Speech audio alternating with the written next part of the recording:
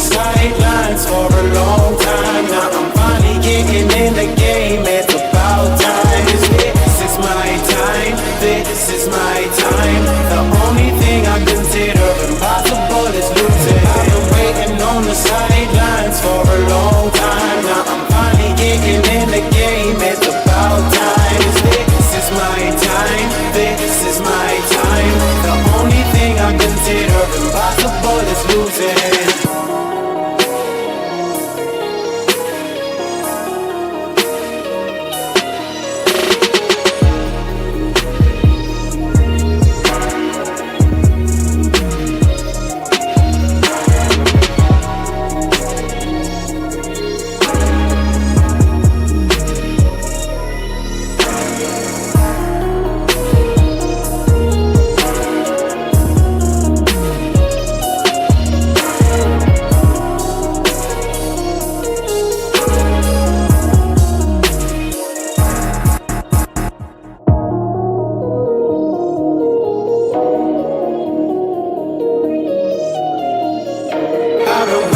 On the sidelines for a long time. Now I'm finally getting in the game. It's about time. This is my time. This is my time. The only thing I consider impossible is losing. I've been waiting on the sidelines for a long time. Now I'm finally getting in the game. It's about time. This is my time. This is my time. The only thing I consider impossible is losing.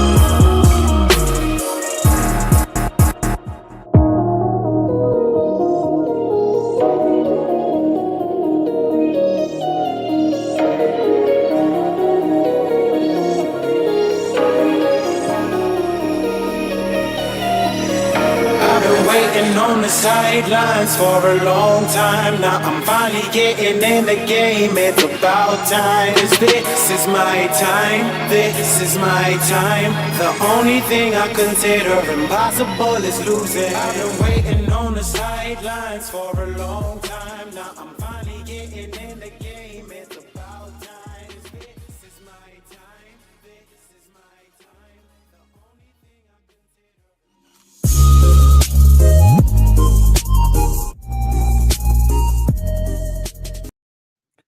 What's up, ladies and gentlemen? Welcome back to TD Fans Talk, home of the real Miami Dolphin fans. Hit that like button on your way in the building. We finna vibe out tonight. I'm about to kick this mic down a notch and lay back and sit back and chill and talk to the peeps, man.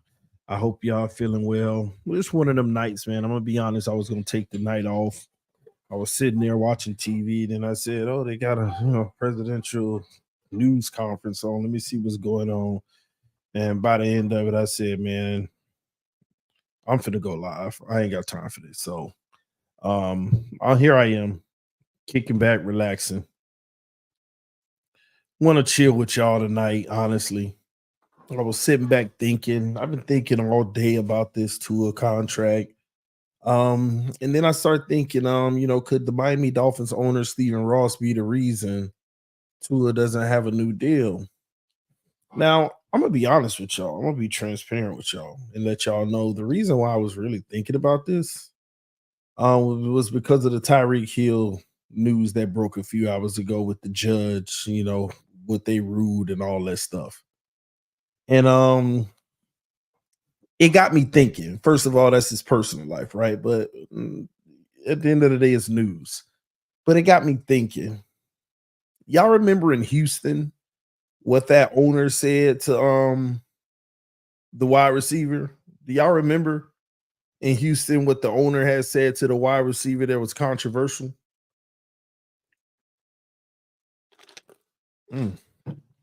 Let me see anybody who football heads that have been following the league for quite some time.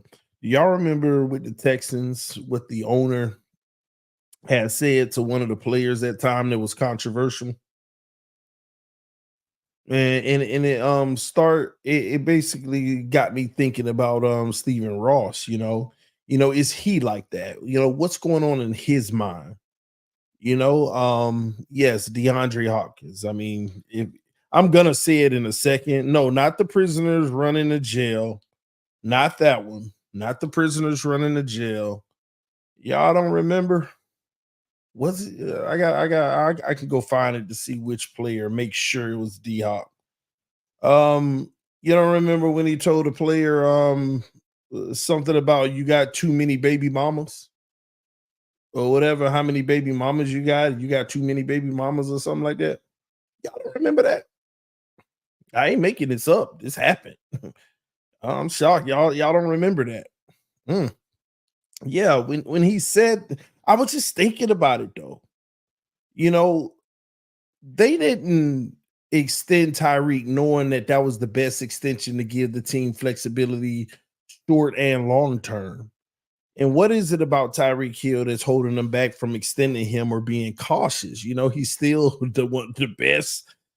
of the best receivers to play the game, if not top two, top three, if not the best. What's the holdup? You know, and it led me to think about that situation that happened in Houston. It led me to think about that because could that be holding up the Tua contract and everything? Because I'm not crazy. I know that anybody that's using sound judgment in the right mind understands that Tua and Tyreek are a package deal. Tua, you don't want to live with life without Tua long term. I mean, you can miss a game or two or three, but you don't want to live a life without Tyreek Hill if you're Tua, if you're the Miami Dolphins. And I'm like, okay, let me back up for a second. If I'm the owner of the Miami Dolphins, how am I approaching this? And I started to think and I started to go back and listen to some of Stephen Ross's old press conferences. And I listened to like 4 of them, y'all. And something stood out to me that was very clear. The common theme about owners, at least fans, what they think about owners? Oh, they just want money. It's all about the money. It's all about the money. They just trying to get paid. Whatever, sell tickets and jerseys. Well, guess what? I may be wrong. But Stephen Ross ain't worrying about that with Miami.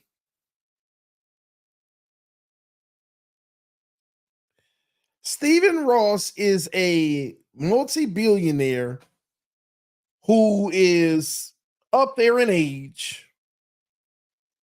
At some point, these guys don't worry about money. They're not worried about the next dollar. And what I realized in his press conferences, this is his toy. And when he came in his introductory press conference and he said, I'm trying to make this a winner. I'm trying to make this a world-class destination. I'm trying to bring Miami a Super Bowl soon. It's not about money a lot of times for these billionaires. It's their toy. It's their status. Look at me. I got Formula One. I got the Miami Open. I got a Super Bowl winning team. I got this. I got that. Everything's great. That's what they're just searching for, the thrill and the attention and the win. He really wants to see the Dolphins win a Super Bowl. He really wants to see the Dolphins win a Super Bowl. He wants a Super Bowl. And whenever I watched all these interviews and I'm like, this man don't care about the money. Like, I learned this recently that F1, the racing, Literally, that one event made more than the Dolphins made in the entire season. You think he worried about making money with the Dolphins? The event, the Formula One made more than the Miami Dolphins made all season for him.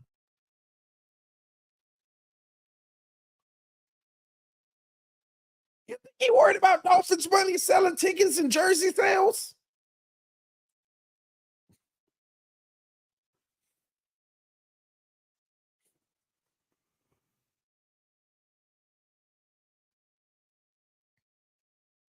Listen, when I realized this ain't about money for Stephen Ross, it put me at ease and it made me say, so what is he thinking about this team? And I went back and I said, look at Stephen Ross. Before we even drafted Tua, was trying to move heaven and earth to help this team get Joe Burrow. Tried to tank to get Burrow. Didn't work. He tried to get his coach to meet up with Brady to bring Brady. It didn't work. Tried to get Deshaun Watson, couldn't clear the cases. It didn't work. Tried to literally go after Lamar Jackson. Didn't work. Ended up firing Brian Flores and saying, all right, man, we're gonna go this Tua route. And I'm thinking about it. What has the owner saw from Tua? What has our owner saw from Tua? And this is what I know. He saw his first 2 years of disappointment, just shaking his head. You seen him on Sunday when they put him on the Jumbotron, shaking his head, especially late in the season. Year 3 came, he was up in the stands doing the waddle. He was having fun. He was loving it. In those 3 games, in one of those 3 games, I remember they showed him on a Jumbotron and he was shaking his head again. Right before Tua had went out in that Green Bay game and the concussions and all that, I remember seeing him in the stands shaking his head again. Back to that, oh my gosh, don't tell me this again. And then he didn't see Tua for the rest of the season, finish it out. And then all of a sudden last year, he was having fun again. And this time he saw those last games, and I saw him one time on the Megatron like this, shaking his head. One time. They usually show him all the time, but in that last like 5 games, I think I only saw him one time on TV where they showed him shaking his head again. What you got to realize is this man is seeing a consistent pattern of late in the season complete failure as an owner. Same stuff over and over again. It always ends with him up there shaking his head like we just ain't got. And guess what he's seeing in those moments? He's seeing that key position come up short while he watching the rest of the league in that key position ball out. This is what he watching. He's a billionaire. He wants the best of the best. He wants the best of the best. Whatever he has right now, he wants the better one. I'm used to billionaires. Everything they do is to go to the next level. They go buy a 40-foot yacht. Next year, they want a 48. The year after that, they want a 56. The year after that, they want to jump to a 70. The year after that, let's go 88.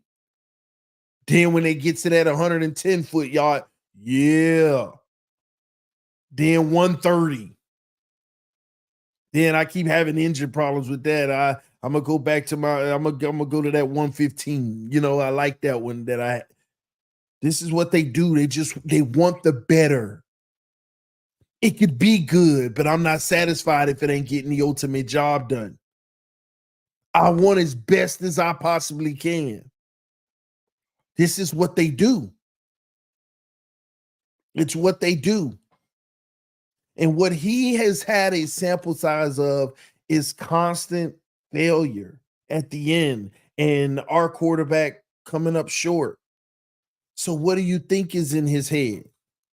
If we got to move on with them, we're gonna move on with them. But I ain't giving all that. I'm not giving all that guaranteed money. Signing bonus. That's a check I gotta write. That's the check that I have to write. I mean, what's the top signing bonus in the league? 73 million? No, man, we could talk 40s. And I'm gonna be honest with you. I think that's what the holdup is. I think that's what the holdup is. Things like signing bonus and guaranteed money. It's that simple. And also, I don't know how Stephen Ross is, how he feels about it. But when you get news like this with Tyreek Hill and stuff like that, I'm telling you now, in some of these owners' minds, you know, they don't like that stuff. I know us as fans, we leave personal business be. We don't like to talk about it. But a lot of these owners, they don't like this stuff. They don't like that stuff. They really don't.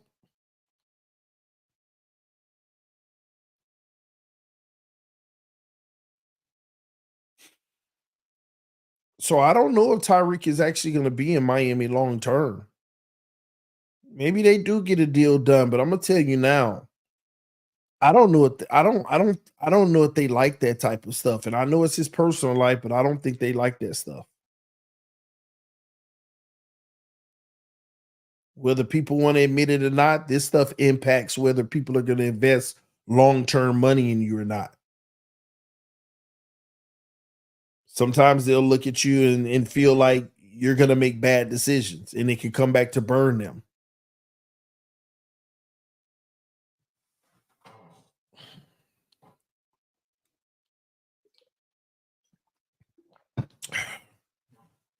How in the heck did we get here?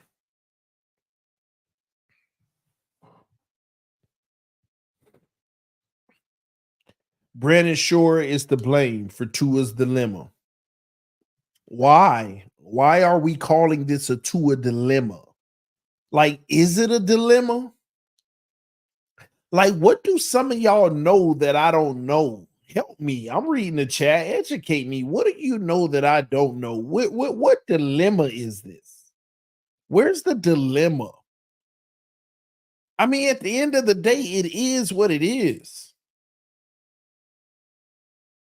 If you go to Chick-fil-A and want a spicy chicken sandwich, if the menu say that is $30 for the chicken sandwich meal now, you got to make a stand on what you're willing to pay for. Where's the dilemma? I'm not paying $30 for no chicken sandwich. Looks. I'm gonna pay my $9 to $11 that value meals cost these days. But if I pull up in the price into the market is the market at $30, where's the dilemma? No thanks. Hey, now I gotta sit in this long line and wait. You gotta get up out of here. I don't see what dilemma we're talking about.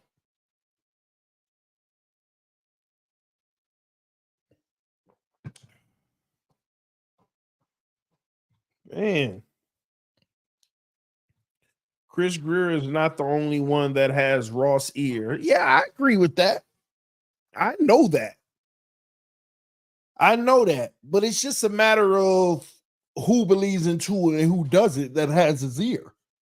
Because that's an issue too. That's an issue too.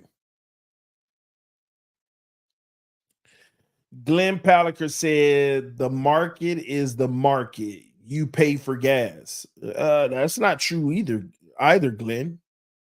See, you can say that in theory, and most people do bend for gas because they're not willing to go get the other alternatives. But if I showed up to the pump and it's $20 a gallon, trust me, people will start buying electric vehicles. If the pump turned to $20 a gallon, Glenn, I guarantee you electric vehicles in this country will be at an all-time high. Now, I know that's extreme, but I'm just showing you at some point there is a breaking point. We can't ignore the breaking point and just go along to get along. You can't. That's the problem, even in society today. So many people are just going along with the get along and then complaining about it. You got to make a stand. Stand for something or fall for anything. That's why we're in the position we're in now.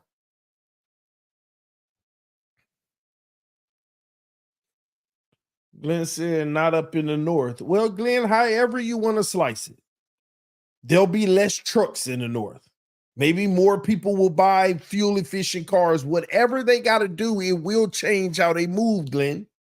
Because at some point, you get to a point where you just can't afford it. You just can't afford it.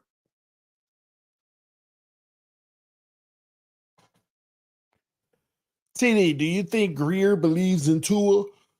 Yeah, I think he believes in Tua. I don't think he thinks he got one of the great quarterbacks. I think he just loves his skill set and feel like with the perfect team around him, we can get lucky. Because I admit you got to have a little luck to win too. Sometimes, you know. So yeah, stand for something or fall for anything, y'all.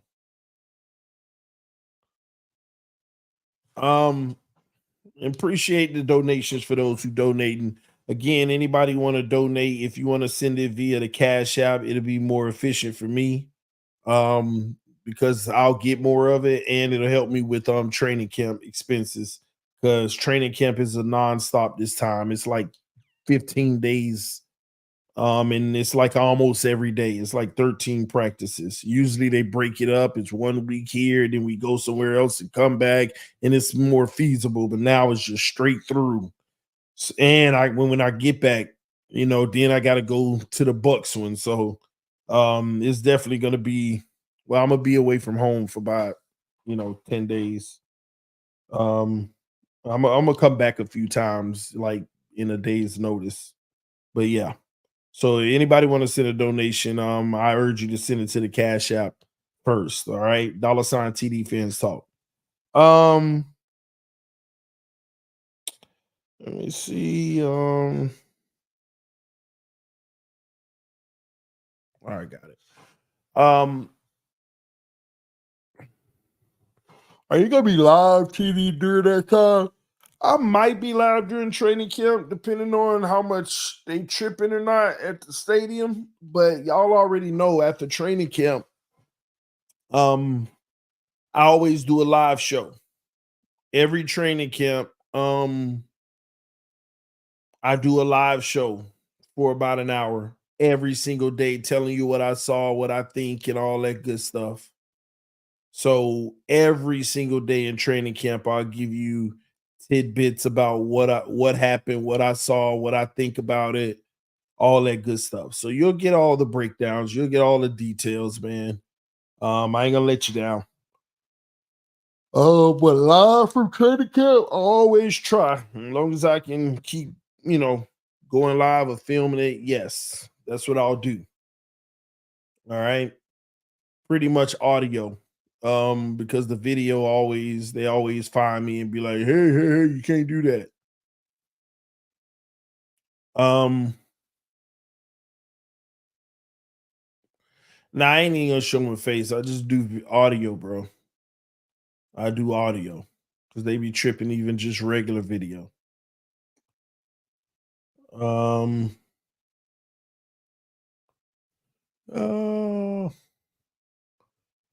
if you want to go off the market, look at all the top paid QBs and not just the recent ones. I don't know why everyone assumes we have to pay Tua what the Lions and Jags pay. People are tripping. Now, listen, I'll be honest with you. let me educate y'all on something. Y'all know how this goes. There's a whole bunch of people that love Tua. He can do no wrong, And there's a whole bunch of people that he's not the answer, will never be the future. Get him out of here, right? This isn't about the money. This is not about the money. This is just about Tua getting a deal in general to keep him here for a few more years guaranteed. That's all this is about. That's it. So,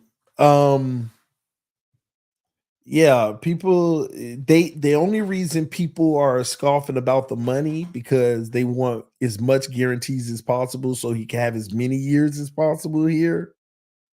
And then on top of that, um they know that he ain't gonna take no cheap deals, so they need one to get done. So pay the man. Just give him whatever he has. This ain't about the money. They can give Tua a 5-year deal at 38 million a year. They're gonna twist it to say, oh, he took a team friendly deal. Yay, Tua's a great team player. But they know they got that guarantee at least 3 years worth where he's staying. That's all they care about. This is not about the money at all.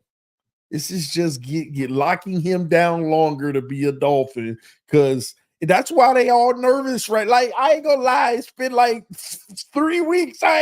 Man, the Tua near the aura, it's like it's the most fate I've seen it in 4 years. Not 4 years, because there's been some moments in the first 2 years. In the end of every year. Man, this Tua near energy is like hit and miss, man. I don't even know where they at. Like, they in hibernation right now. They in the lab. You know, they man, they in the lab and they just like, man, and I hear them. I hear them. People be sending me clips of certain, stuff that I don't be wanting to watch, but I click on it because you send it. And they be sending me clips of certain, people doing their streams and all this and that. Y'all stop doing that, by the way. And you hear them. Oh, I can't believe we're in this situation. This is Greer's fault. And why would they? They nervous. They like it. The thought of Tua playing on the 5th-year option is like death to them. Like, no, like it would be the most nerve-wracking season of their life. They would be like, come on, Tua, you got to be the best you ever could. Like, they would be nervous. I'm telling you. Mark my words. If a deal ain't done by training camp, I can guarantee you everybody's narrative is going to be Tua needs to take the money. They going to flip from pay the man to Tua need to take the money because it's a game of chicken right now, and they're going to be the ones that blink because they don't want to see that. They do not want to see, like I'm telling you, they going to fold before Tua probably. But he'll get a deal done. I think it's going to come next week, but we'll see, man. I'm telling you, that's what's going on right now. They are silent, but speaking loud, and they lashing out at the organization. How do we even get in this situation? He should have did it this time and last year. And oh, boy. They nervous. They nervous. They know they don't want to see life with Tua playing on the 5th-year option. And then you got to ask yourself why they don't want to see life of him playing on the 5th-year option and why they so terrified of that. The reason why is they've seen 4 continuous years that give them no reason to believe it's going to be different this year. None. They've seen 4 seasons that will give them no reason to believe it's going to be any different with him this year. They'll never admit that, because it destroys the whole narrative that he's the guy. They just need something. I don't care if you give him a Daniel Jones deal. At least we got him locked down for a few years. And I guarantee you, if a deal ain't done in 3 weeks and training camp starts, they gonna be the main ones talk about Tua needs to accept the deal. He can't be turning down more money than ever. Mark my words. But they ain't gonna have to worry about it. He gonna get the deal done in the next few weeks. It'll happen before training camp, y'all. It will. Chris Greer gonna. But I've been telling y'all for months now. They gonna get a deal done. We're extending him. And I got people arguing me. TD, we not, bro. You wrong. I'm telling you, the man getting extended. We ain't learned nothing from Tannehill. I'm telling you. I am telling you. History repeats itself. I ain't crazy. I know what's gonna happen. So for those who freaking out, don't bug out. A deal's gonna get done. Let them work out the particulars, man. Either Greer's gonna cave or Tua's gonna cave, but somebody caving and a deal will get done. And I heard somebody say this recently, and I guess it is true. Something you got to consider. The scary part about all of this is that both sides got leverage. Chris Greer can't enter this season without his guy. But Chris Greer know that eventually he's going to play anyway. He may not practice the training camp and stuff, but he's going to play. He's going to play. He may sit out in the 11 on 11s, but when the season starts, he's going to play. He going to play. So both sides got leverage, and that's the scary part. And that's why they both trying to use it, and that's part of the issue. Hold on, let me see. Is that the thing? No, that's different. All right, cool.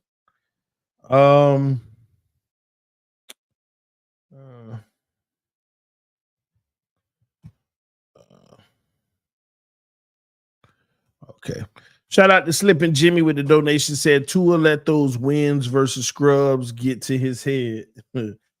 It's not that. No matter how people want to look at it, at the end of the day, whether they were scrubs or not, he got the wins. And then when you add them all up, it equal to playoffs. You think his team cares something about who the wins were against? All they care about is he led the team to the playoffs. He under center, he did what he needed to do to help the team get to the playoffs. They don't want to hear nothing about, but it was with these opponents or those opponents. They don't care nothing about that. No, they don't care. They're gonna make their point to sell to or not hurt his chance of getting his money. So yeah, none of that matters.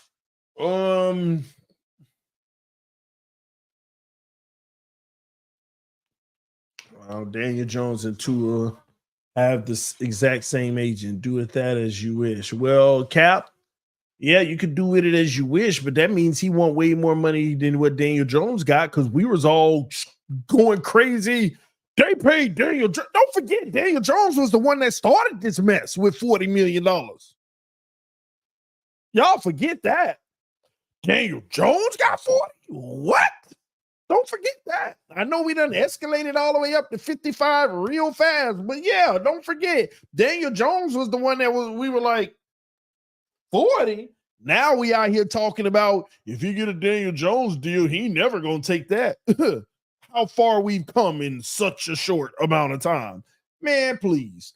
The quarterback market was overinflated to begin with. At the end of the day, you want to know what the top paid quarterback should be making today?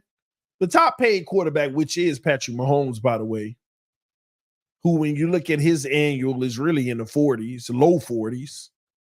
But at the end of the day, the best quarterback in the league right now, the true value of him should be like $43 million.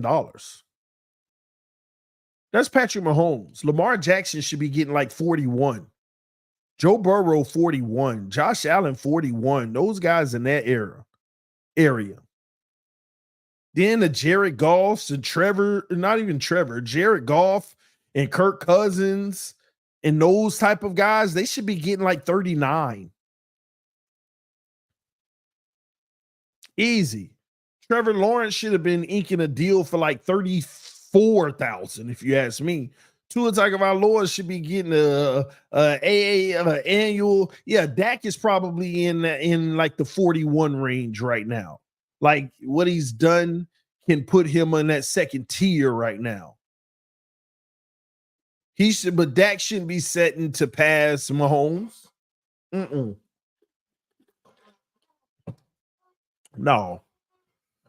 So, but I understand how the market works. The market is going to drive. It's going to drive the price up. It's going to drive the price up. Thankfully, nobody is asking you, TD. Well, TD Fraud Talk, first of all, let's get something straight here. As a fan of football, if I was an agent if I was in the front office, this is how I'm thinking. If I'm a player myself, my opinion is totally opposite. So it's not a matter of thankfully nobody is asking me. It's two different perspectives, and that's what I love about this channel. I give both. I'm not trying to own either of them, to be honest with you. I'm just giving like reality. Like this is where I think the market actually is. As far as raw value of what your talent says. Now, what the market says, I get it. The market is the market. Right now, you think eggs worth $6 a carton? No, but the market says it is. So I get it. And here's one thing that I don't understand. I've never understood this. It's all good for you to want players to get paid and stuff like that. But you want to know something to me? From a personal standpoint, I want to see every man succeed and get as much money as they possibly can. But as a fan of an organization over players, this is what I believe. If you're a fan of the organization over players, then you should want every player to get the least amount of money they could possibly get from your team while still retaining them. You should want to get a player at the least amount of money you possibly can. What's the least amount of money I can spend to bag this person? If you care about the team more than a player. Now, if you care about the players more than the team, you want the players to get as much money as they possibly can from your team, even though you know it's going to hurt the team because you're a player person. You're a player fan. So that's kind of how I look at it. So when people make those comments, about, pay the man, make him the highest paid, it just tell me you're more of a fan of the player than the actual team. You love the player more than you love wanting to see the team succeed. Because if you want to see the team succeed, you want the most team-friendly deal you could possibly get and still retain that player. That's just common sense. It's like it just makes sense. Like in the NBA. I've never been a team guy, even though I'm a Celtics fan. I've been a player guy. And I want the players that I like to get as much money as he possibly can. It's a status of his success. But I don't care about the status of a player's success in the NFL. I care about the status of my team's success in the NFL. I care about the overall success of the team more than anything. Like, and I'm about to get in trouble for what I'm about to say. Y'all know me. I can care less. But I'm about to get in trouble for this in the Dolphin community. But I'm going to say it anyway because I can care less, like I said.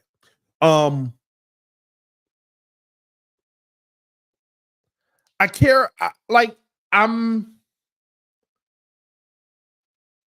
don't want Dan Marino careers.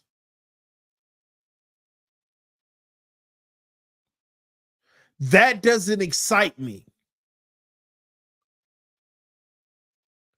If it's absent a Super Bowl, I don't go crazy about your career. I recognize your greatness. But I'm not this giddy fanboy about our beloved Dan Marino. I recognize his greatness. I've always said he is the greatest quarterback of all time to not win a Super Bowl. He is literally the greatest quarterback of all time to not win a Super Bowl. If the man would have just got one ring, I would have been arguing he was better than Brady even right now. Just me. So I don't go crazy and get all giddy about 13. Recognize his greatness, appreciate it, love him. I sat there as a little boy watching him throw the ball. One of the greatest to ever do it. But just having a great quarterback don't excite me. I want to win a Super Bowl. I want to see this team win a Super Bowl. And it kills me that every single time I ask people who literally watched Dan Marino from the start of his career to the end, what held him back from winning a Super Bowl? Do you know I get some of the most mixed answers? Like some people actually blame Dan Marino. Some people talk about, his play in some of the big games too.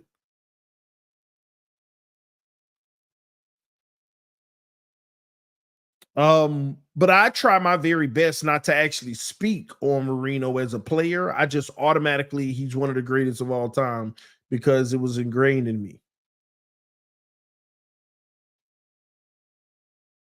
It was ingrained in me. So, but I always defer to people older than me that sat there and they lived in the midst of Dan Marino. And I say, why didn't he win a Super Bowl? What stopped him? What held him back? What held the team back? I mean, I've had people tell me, well, Dan Marino wouldn't allow the offense to be balanced. He would always check out of runs. We should have ran the ball even more and all kind of stuff. I've heard everything, man. And I don't know what to take as fact. I mean, I remember as a little boy just watching the team play. I liked what I saw, but I didn't understand the game to that extent then.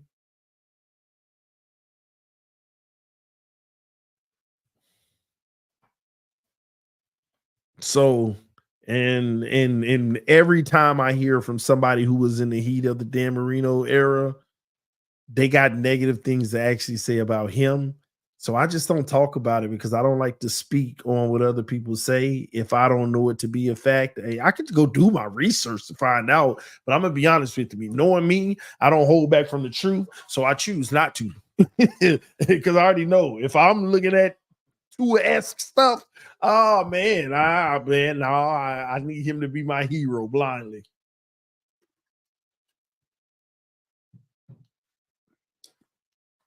I mean, look at the chat right now.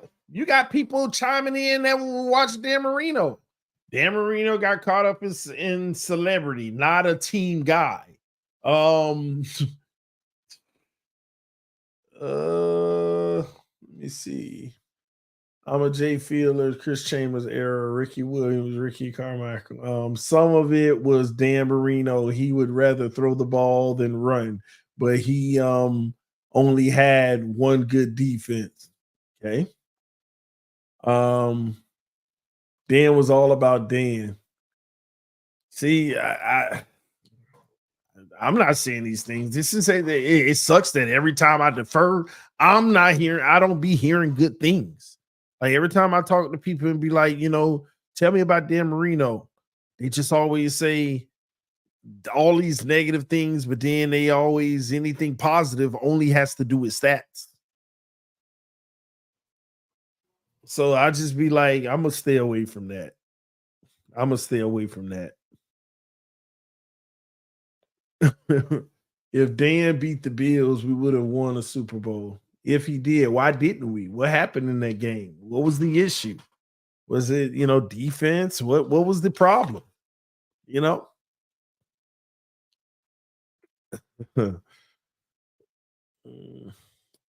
TD, shut up about this bum. He about to milk y'all. Two about to put this franchise out of its misery. I want players to get paid by other teams. JD the Great, member for 20 months, said thanks for your realness, TD. In my opinion, it was the organization that held Marino back, fans since 84. He was great, period. Yeah, so like you say it was the organization. Like I want like detail, like what part of the organization? What was it? You know, was Dan not carrying the team on his back? You know, the issue was Marino. Y'all can't just say that, though. You tell me why. Y'all gotta be descriptive. You know, I'm trying to figure this out. But let's get back to my original point. I don't care about those type of careers. See, some of y'all would be just fine if Tua had a Marino career with the same outcome. That ain't what I'm looking for. It's just not what I'm looking for.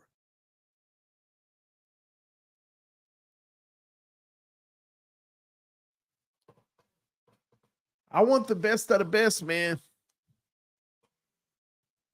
I want the best of the best. And the biggest part of any team is that quarterback position. And I want that to be solidified with one of the best of the best.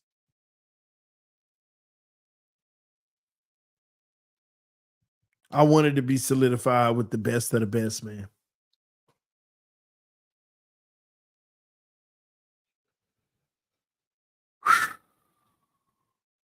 Marino did go to a Super Bowl. I know he did. I know he went to one.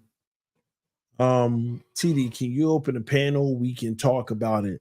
Unfortunately, I ain't gonna be on that much longer,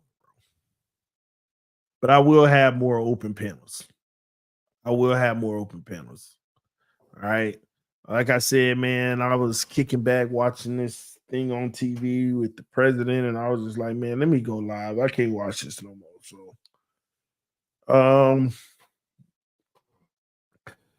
Bob Greasy is the Dolphins GOAT. Yeah, I don't know if y'all caught it. I did the Bleacher Report earlier today where I gave the Miami Dolphins all-time team. I gave the Miami Dolphins all-time team. I'm not going to do the whole presentation that I did on Bleacher Report. You can go to Bleacher Report and watch the whole 30-minute show. I got pictures, gave accolades and everything to every member of the team. So go check that video out. But for those who missed it, let me go ahead and tell you my QB1 for the Dolphins all-time team. Dan Marino, honorable mention, Bob Greasy. Let me pull this up. My running back or fullback, Larry Zonka, and honorable mention was Ricky Williams. All right. Who else I got? My wide receiver 1 is Paul Warfield. Wide receiver 2, Mark Clayton. Wide receiver 3, Mark Duper. Honorable mention, OJ McDuffie. Tight end was Jim Mandich. Honorable mention, Randy McMichael. Left tackle, Richmond Webb. Honorable mention, Laramie Tunsil. Left guard, Bob Cushionberg. Honorable mention, Keith Sims. My center is Dwight Stevenson. Honorable mention, Jim Langer. Right guard, Larry Little. Honorable mention, Ed Newman. Right tackle, starter, Norm Evans. Honorable mention, Vernon Carey. All right. Defensive end 1, Jason Taylor. Defensive end 2, Cameron Wake. Honorable mention, Vern Den Harden. Defensive tackle 1, Manny Fernandez. Defensive tackle 2, Bob Baumhauer. Baumhauer. Oh, I keep messing it up. Honorable mention, Tim Bowens. All right. Dude said wide receiver Hill. Remember, this is my all Miami Dolphin team for what you did as a Dolphin.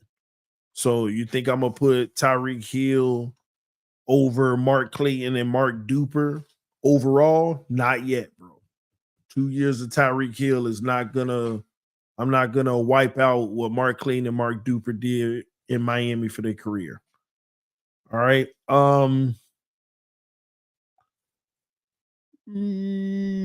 Linebacker 1, Zach Thomas.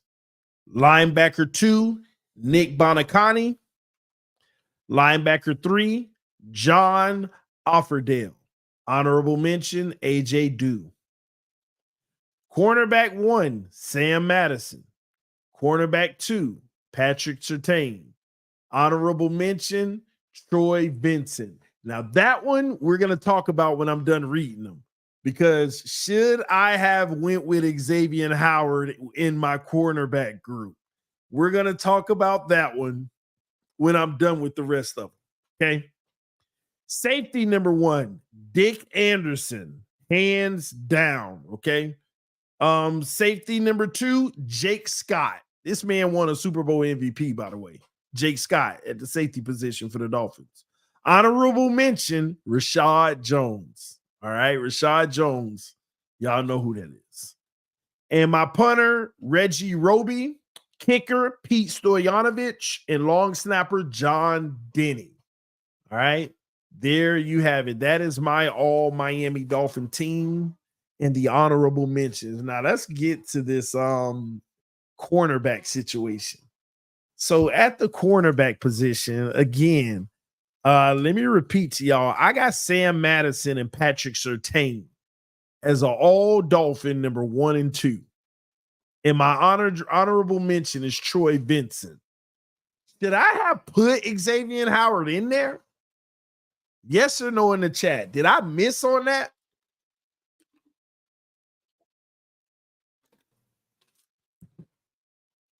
Yes or no in the chat? Did I miss on that?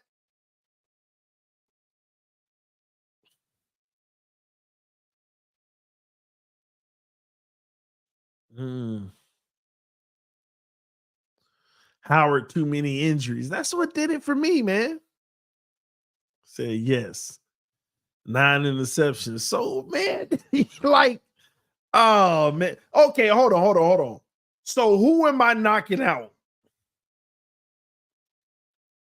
Patrick Surtain. Wait, hold on. My court. Sam Madison and Patrick Surtain and Troy Vincent. Somebody said X over Vincent. Let me reevaluate that. Let me go look at what I found on Troy Vincent. Let me see here. Let me reevaluate this.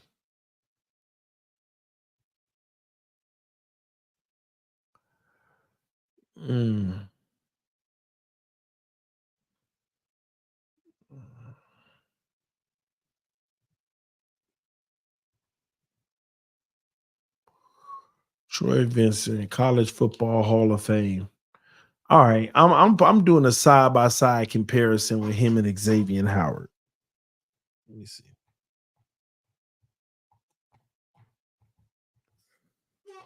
Y'all, give me a moment. I'll have it all up for y'all in a second. Give me a second here. All right, here we go. Okay, so here's the deal. Xavier Howard was a first-team All-Pro once. Troy Vincent was a first-team All-Pro once.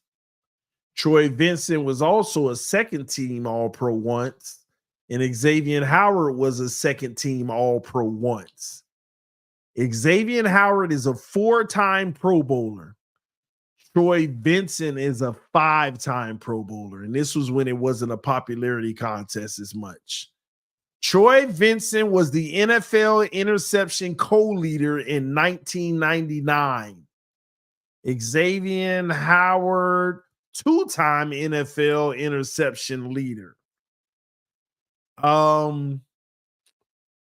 Anything else? Well, Troy Vincent was also the Walter Payton NFL Man of the Year.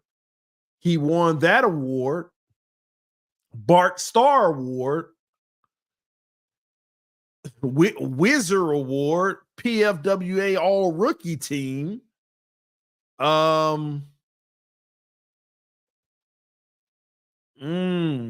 He has 893 tackles compared to Xavier Howard's 331 tackles.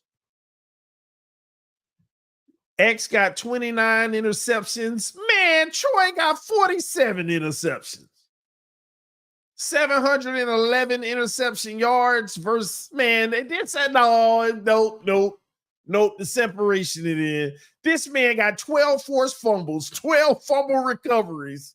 Man, it ain't even close.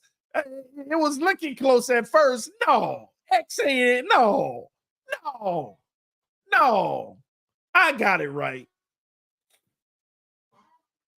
I know he played on multiple teams, but as a player for the Dolphins, he did a lot of that stuff. And then overall, he obviously, to me, was a better player. No, man. Let me see. Hold on.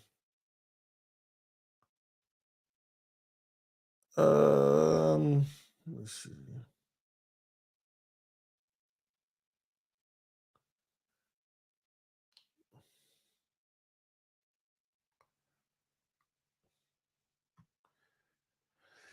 The only argument that I could give Xavier Howard is that I guess some of y'all are right. The only argument I could give Xavier Howard is the fact that he did all of his as a Dolphin. He did all of his as a Dolphin. Troy Vincent did, I think, like 5 years with Miami.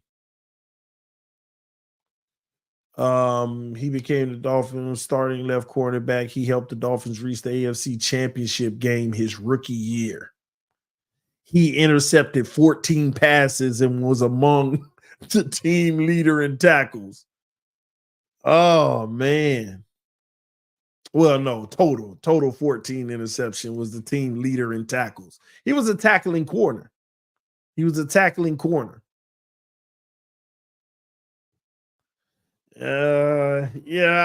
guess I could reevaluate because X did it all as a Dolphin, but the career, and X career might be coming to an end, by the way. But the career overall,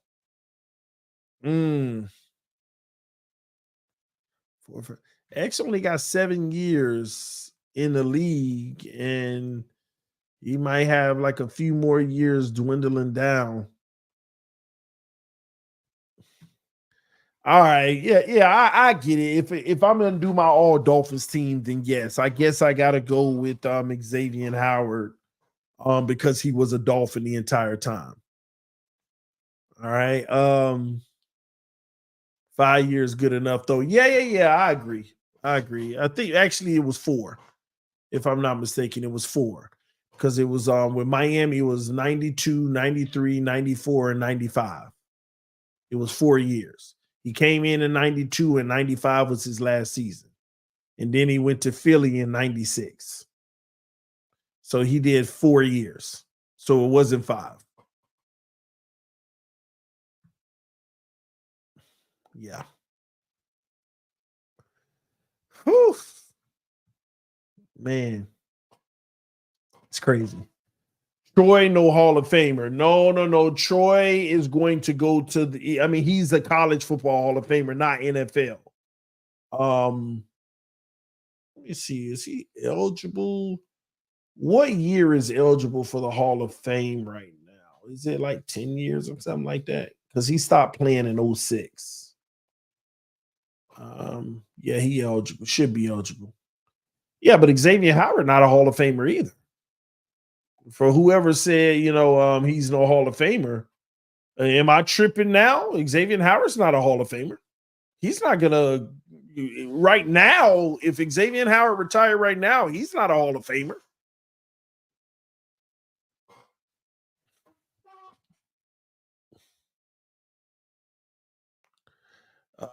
Troy Vincent and 2 Hall of Fames, Wisconsin's and college football. Yeah.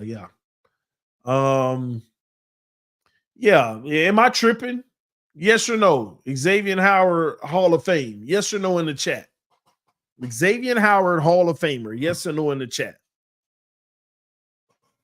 Let me know what you think in the chat.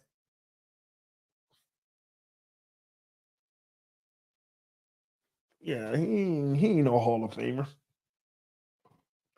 X would need two more elite seasons to just be in the conversation.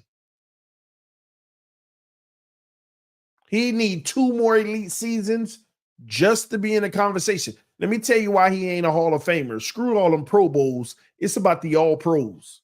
Like if you ain't getting in like between first and second team, if you ain't touching, unless you're a special teams player like a kicker or something, if you ain't touching 4 or more, let's put it like that, 4 or more all pro teams, then the conversation don't begin to me. I got all those players I named. I got whether they're a Hall of Famer or not. Let me give y'all an example. Okay. Dan Marino, all pros, 6 of them in total. 3 first teams and 3 second teams. Plus 9 Pro Bowls. Larry Zonka, 3 total, 2 first teams, 1 second team, but he also got a comeback player of the year. He's a 2-time Super Bowl champ and a Super Bowl MVP and a 5-time Pro Bowler. So you got to have all them other accolades if you under 4 all pros. Who else we got here? Yeah, Paul Warfield, wide receiver. The man is a 2-time Super Bowl champ, NFL champion, 2-time first team All-Pro, 3-time second team All-Pro, 8-time Pro Bowler, and 2-time NFL pass and touchdown leader. That's All-Pro numbers. Who else I got on here All-Pro?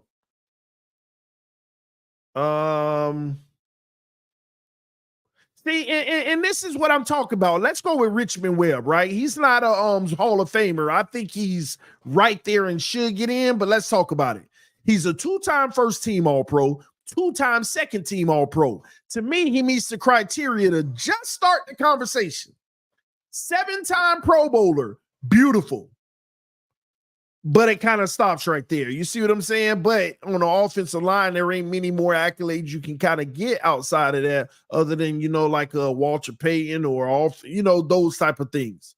But he's like right on the edge of should you be in, should you not? That's where the starting conversation starts. 4 all pros between the teams.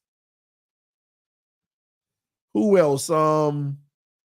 Center, Dwight Stevenson, man of the year in 84, 4-time first team, 1-time second team. That's 5 all pro teams. 5-time Pro Bowler. He's a Hall of Famer. Who else we got? Larry Little, 2-time Super Bowl champ, 5-time first team All Pro, 2-time second team All Pro, 5-time Pro Bowler. From my alma mater, Bethune-Cookman, and went back to coaching, by the way. What else? Jason Taylor, defensive player. Jason Taylor got the accolades. Defensive player of the year.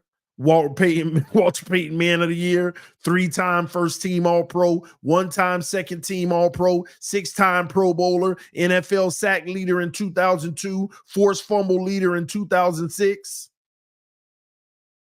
Yeah, man. Who else we got on here?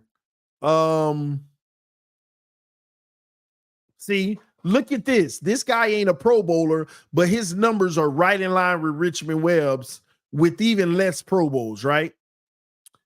Cameron Wake. First team All-Pro once, 3 times second team All-Pro. That's 4. That's the start the conversation. 5-time Pro Bowler. What's hurting him is it was 3 second teams and only 1 first team. For starting the conversation. Anybody else? Zach Thomas, 5-time first team All-Pro, 2-time second team All-Pro, 7-time Pro Bowler, 2-time tackle leader. I don't even know what they were waiting on. This man is a 7-time All-Pro. 7 times, and 5 times he was first team. I don't even know why it took so long.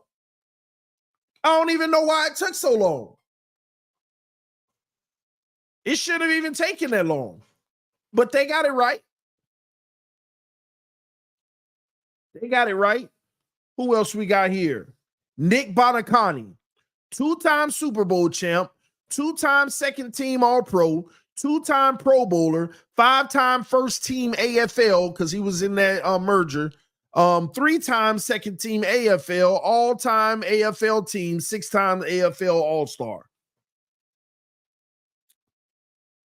Who else we got? Anybody else? Yeah. Dick Anderson, safety. 2-time Super Bowl champ, defensive player of the year, 2-time first team All-Pro, 1-time second team All-Pro, 3-time Pro Bowler, and an interception leader. So you notice how he only got 3 All-Pros total, but it don't matter. He was a defensive player of the year one year. He won 2 Super Bowls.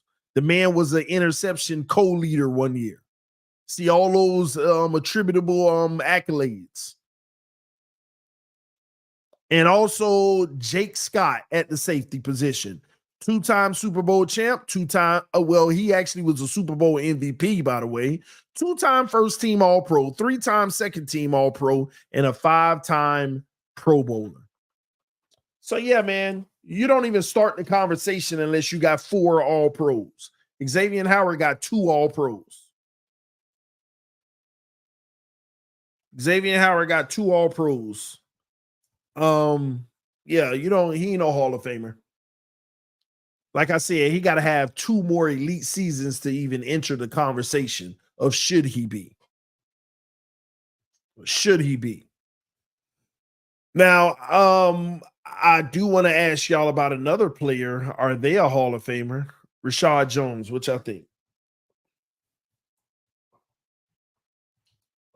Is Rashad Jones a Hall of Famer? What y'all think? Should he be a Hall of Famer? Yes or no in the chat. I'm answering this for a reason. I'm gonna give y'all my answer now. It's not even close. Honestly, some of y'all in the chat should be like, why would you even ask us that? Let me tell you why, because I was arguing 2 years ago with somebody like rigorously that Rashad Jones is a Hall of Famer. And I'm like, in what world? Like, when I say it ain't even close, Xavier Howard got 3 times the chance of getting in over Rashad Jones. And some of y'all sitting here saying maybe the Dolphins Ring of Honor. No, what? No. I'm pulling up his accolades now because I don't even remember many, but I know he probably got plenty. I just don't remember. All right, here we go. Hey. No. He was a 2-time Pro Bowler, and that's it. In his NFL career, the only accolades is the 2-time Pro Bowler. That is it. Yeah, that's it. Nothing else.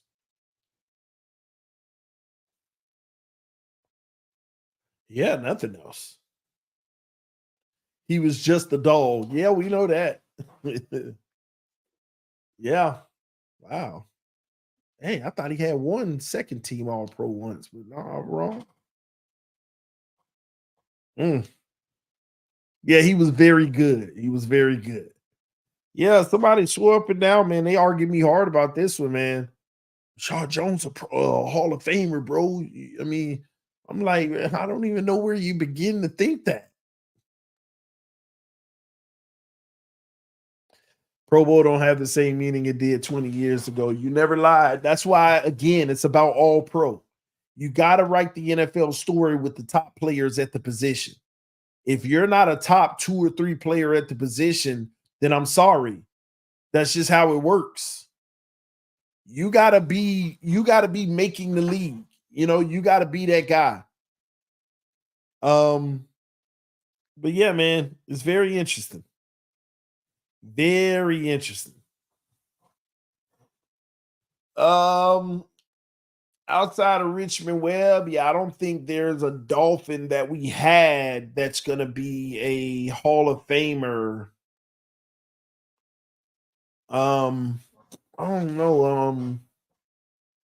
Hold on, I gotta look up one guy.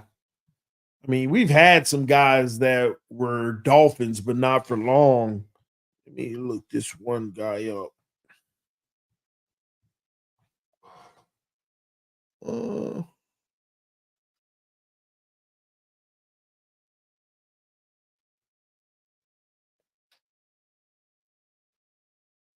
mm,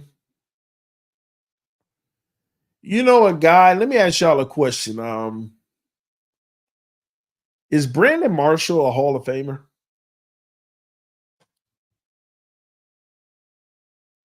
Is Brandon Marshall a Hall of Famer?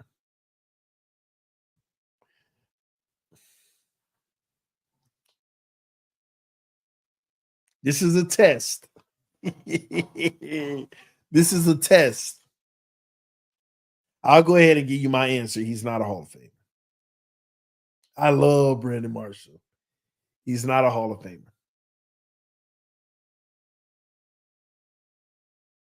I'm gonna tell you why he ain't gonna make the Hall of Fame. Okay. One time first team All Pro, one time second team All Pro. So he only got 2 All Pros. Remember that. 6-time Pro Bowlers. That goes in his favor to help him try to overcome the All Pro, but it still ain't good enough. Nobody cares about a Pro Bowl MVP. That's a joke. NFL receiving touchdown co-leader 1 year. And that's it. And let me tell you why Brandon Marshall is not going to go to the Hall of Fame. He doesn't have storied success because he played for 7 different teams. I know some people ain't going to think about that, but nobody could really ingratiate him as a dude who was the guy for that team that led them. There's no storied success. Technically, he was a journeyman wide receiver, going around adding his good services everywhere he could. And I don't think he's going to make the Hall of Fame. I'm not even sure he's going to be a finalist at any point. Or I don't think so. If he does, it's just purely because he's such a great guy. And he's just a great guy, and he earned a lot of respect and love from writers, and they made him one. I don't know. But he doesn't have a Hall of Fame resume. He doesn't. And that makes me want to look up 2 other receivers and compare it to Brandon Marshall. I want to compare Terrell Owens, who they were wondering should they put him in, and they end up. And I want to compare Chad Ochocinco and compare it to Brandon Marshall. So let me pull up Terrell Owens first.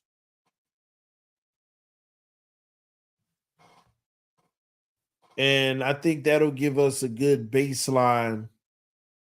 So Terrell Owens was also a journeyman receiver because he literally played on, well, hold on.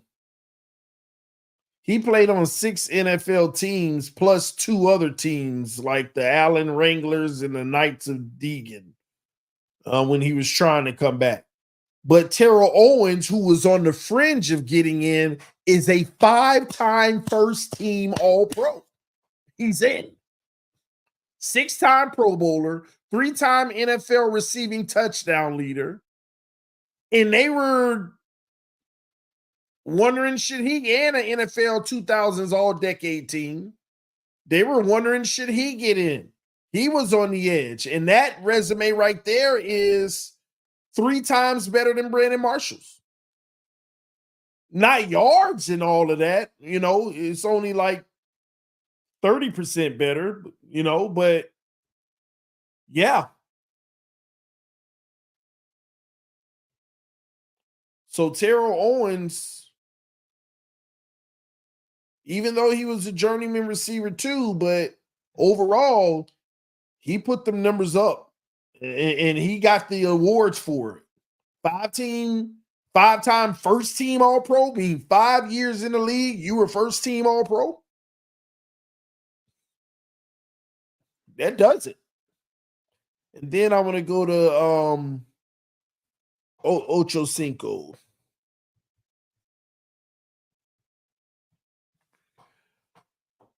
Let's compare his 3 teams in the NFL and some other teams after outside of the NFL. 3-time first team All Pro, a second team All Pro, so that's 4 All Pros, 6-time Pro Bowler, NFL receiving yards leader. So his resume is also much better than Brandon Marshall's. He got 4 All Pros. Because remember, we're saying that Brandon Marshall got 2 All Pros, 1 first team and 1 second team. But Chad Johnson has the 4 All Pros, and 3 of them are first team. So that's a good start. 6-time Pro Bowler, NFL receiving leader. But if Terrell Owens was on the fringe, then Chad Johnson is 2 All Pros short of Terrell Owens and 2 NFL receiving leader years, less than Terrell Owens. So Ocho's in a better position than Brandon Marshall, but he's behind T.O. of getting in. So yeah, Ocho ain't getting in. What's Ocho yards? Well, T.O.'s yards was like 15,000. Ocho's is 11,000, and Brandon Marshall's is 12,300. So Brandon Marshall got more yards. Touchdowns, Brandon Marshall 83. Ocho 67. So statistically, he make up some room over Ocho. Receptions, well, let me look at the years too, though. How many years did these guys play in the league? Ocho from 01 to 12. So that's 11 years. Brandon Marshall, 06 to 18. 12 years, pretty much. 13. So yeah, let me see. 12. Hold on. Yeah, Ocho 1 less year than Brandon Marshall. 1 less. So when it comes to yards, Ocho's behind Brandon by 1,300. Ocho could have got that in 1 year. So I'm not going to say there's a difference in yards. But touchdowns, he wouldn't have caught them. 67 versus 83. No. Yeah. Ocho would have may have ended with about 72 touchdowns or something. So, but still, neither of them getting in, if you ask me. Great players, but neither of them getting in. Any other Dolphins, any recent ones that no longer with the team, y'all wonder, should they be in? You know, any players that you wonder, should they be in the Hall of Fame? You know, Antonio Brown. Ooh, that's a good question. Let me go look at his stats. You know, I know he already operating at a negative balance just because who he is. You know how they hit T.O. with that. So let's see. He only played for 4 teams. He only did 11 years in the league, pretty much right on par, but he did 8 with Pittsburgh. So that's pretty solid from a story situation. This man won a Super Bowl. He's a 4-time first team All Pro, 1-time second team All Pro. He got 5. I can tell you now he a Pro Bowl. I mean, he a Hall of Famer. 7-time Pro Bowls, Hall of Fame. 2-time NFL reception leader, Hall of Fame. 2-time NFL receiving yards leader. NFL receiving touchdown leader. NFL 2010s All-Decade Team. 2-time MAC Special Teams Player of the Year. Freshman of the, well, not freshman of the year. That's the wrong. Yeah, that's going back. And not the MAC one either. Nah, that's Hall of Fame hands down. If he ain't in the Hall of Fame, the league just really don't like him. They don't want him to be a part of the story. But they can't do that. They can't do that, man, like that. If Dennis Rodman in for the NBA, you better put Antonio Brown for the NFL. You can't do him like he is a Hall of Famer. I can tell you that now, undisputed. We ain't got to go back and forth, but yeah. Nope. Because at the top of it all, we done named all these wide receivers. He got the Super Bowl. He got the 8 years with Pittsburgh, storied 8 years. He is a 4-time first-team All-Pro and 1-time second team. 7-time Pro Bowler, 2-time NFL reception leader, 2-time NFL receiving yards leader, NFL receiving touchdown leader, all-decade team. He a Hall of Famer, hands down.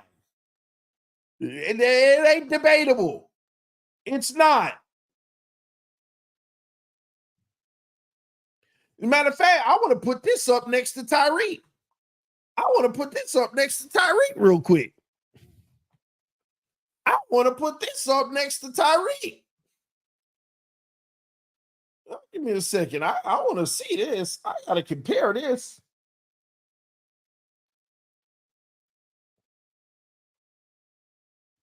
Let me pull this up. Because Tyreek is like 9 years in or something like that coming up on. So he got the Super Bowl just like Tyreek, right? Because I already think Tyreek is a Hall of Famer already if he retired today, by the way. I already think he is. Hands down, in my opinion. Not even debatable. He's already a Hall of Famer. So they both got a Super Bowl. Tyreek is a 5-time first team versus Antonio Brown's 4-time. Tyreek Hill is a 1-time second team. So is Antonio Brown. Antonio Brown, 7-time Pro Bowler. Tyreek Hill, 8-time Pro Bowler. Every season he's pretty much played, He's been a Pro Bowler, I think. NFL receiving leader, NFL receiving touchdown co-leader, and that's just happened last year, by the way. And the 2010s all-decade team. Now, when you look at these resumes, I got to be honest with you. I would actually give Antonio Brown the edge. Barely, like they almost tied. And I know some of y'all will say, why would you do that? He got one more All-Pro and one more Pro Bowl. Because Antonio Brown has 2 NFL reception. He's a 2-time NFL reception leader and a 2-time NFL receiving yards leader and the NFL receiving touchdowns leader. He got all 3 of those. And in 2 of those, he got it twice. Tyreek Hill has 2 of those 3 and just once. Now, the Pro Bowl, I don't really, but I don't get me wrong. Tyreek Hill being a 5-time first team, this is why I say it's almost the same. Tyreek's extra first team All-Pro. He got one more All-Pro, but Antonio Brown got 2 accolades twice that Tyreek only got once, and that's the receiving yard leader and receiving touchdown leader. And by the way, it took last year for Tyreek to get it. Not an issue. I mean, you got it. But that was just last year. What do y'all think about that? No. This ain't a conversation of who's better or nothing. We know Reek not done. Tyreek going way past Antonio Brown. This year, he's going to pass Antonio Brown, in my opinion. But just head-to-head right now, if I'm giving Tyreek a 9.9, I'm giving AB. No, if I'm giving Tyreek Hill a 9, I'm giving AB a 9.1. And when it's all said and done, Tyreek will be a 10.0. And AB will be a 9.1. Yards and touchdowns. Oh, good one. That's interesting. All right, so Tyreek got 10,000 yards. Antonio Brown had 12,000.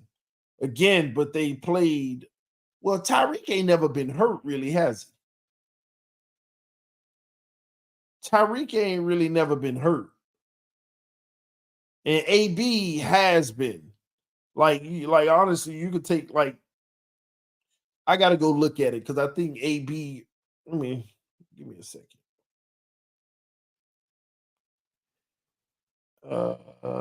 Player stats. Let me see something. Let me see if it'll show me, and I'll go back. Let me see Antonio Brown. As far as games, he wasn't a starter his entire rookie season. He only caught 16 passes his rookie season. He wasn't a starter his rookie season. He started 0 games. So I'm not even counting the rookie year. He didn't start any games, and he actually only got the ball thrown to him 19 times in the full season as a backup. Let's see. Actually, man, let me see here. Hold on, let me see. Okay. So in 2019, he only played 1 game. In 2020, he started 4 games. In 2021, he started 3 games. See, those back end years, he didn't even play. He had like 1, 2, 3, 4, 5, 6, 7 seasons in the NFL. I'm going to add the last 2 years and make it 8. Technically, he played 8 seasons in the NFL. I'm not going to add 2019 when he played 1 game. I'm not adding his rookie season where he had 0 starts. So technically, AB played 1, 2, 3, 4, 5, 6, 7, 8. And I'll add the last 2 years up because it totals up 16 games. 1 was 7 games and 1 was 8 games. So he got 8 seasons, 9 seasons. No, wait. Yeah, 9 seasons. AB is pretty much 9 seasons. If you really want to average it out. Let me look at Tyreek to see if he missed any time. Give me a second. I don't think Tyreek's ever really had injury issues. Oh, let me see. All right, Tyreek Hill. 1, 2, 3, 4, 5, 6, 7, 8. Really, I want to do 7.5. His rookie season, he played 16 games, but he only started 1. Like, I mean, he was targeted. Never mind, he was targeted 83 times. So Tyreek really been playing since his rookie year, 8 seasons. So technically, what you have is a 9 years versus 8 years as far as field play. So when you look at statistics, AB, I actually give the edge on yards, even based on the time played. Even based on the time played. Move down. Yeah, Tyreek 10,000 yards and AB 12,000 yards. Technically, when you look at all time played, AB will average out more than he did. Reception 717 for Tyreek, AB 928. He would average out more receptions too. Receiving touchdowns, Antonio Brown 83, Tyreek 76. 86. Tyreek would average out more than AB in touchdowns, barely, probably like by 2 or 3, if you really did the math. Return yards, I don't think AB did return. Oh, yeah, AB did return. Return yards, Tyreek Hill, 1,400. Antonio Brown, 3,000. Return touchdowns, Antonio Brown, 5. Return touchdowns, Tyreek Hill, 5. Yeah, I would give Antonio Brown the statistical edge right now, and Tyreek Hill's longevity is going to put him above Antonio Brown's statistics.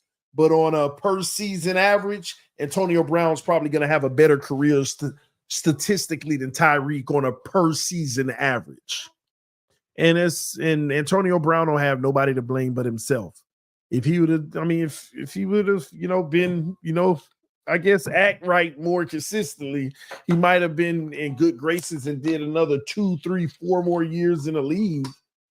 And it would have been hard for a lot of people to catch him. Tyreek Hill would have literally still been hoping to be Antonio Brown at some point. Does character matter, TD? Yeah, it does. It ain't gonna matter though. Antonio Brown's resume, it don't matter what the character is. It don't matter what the character is. His resume, it won't matter what the character is. Tyreek Hill's resume, it won't matter what the character is. See, the character goes into play when it's close. Then they want to rob you if you got guaranteed numbers, they'll play that game. Should he be in? So expect them to try Antonio Brown. They'll try him. They'll try him and be like, yeah, Antonio Brown. It'll be debate. Should Antonio Brown be in the Hall of Fame? Blah, blah, blah, blah, blah. Technically, he's a Hall of Famer. Now, if they want to try him, they may do it for a couple of years. They may do it for a couple. Well, you never know, man. I don't know. They might really do him dirty. But the numbers, he's Hall of Fame. Here's how I see it. Ross Greer has tried to replace Tua countless times with clear upgrades. That's all that needs to be said. No clear upgrade available now. I think they don't get a deal done. You know what? I'm glad you said that. Everybody keep on living off of this. If you move on from Tua, then what are you going to get better? What are you going to do? Who's the better option? Why do people do that? Let me ask you a question. And I know some people going to be funny about it. But who's the better option than Tannehill when we got rid of him? You don't know. You don't know. But that don't stop you from going to try to find a better option. That's the point.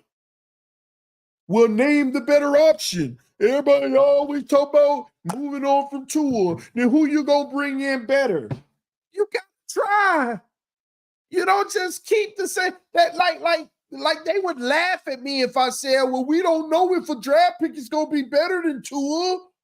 On Tannehill, we don't know. We should keep Tannehill because you don't know. Even the top prospects, you don't know.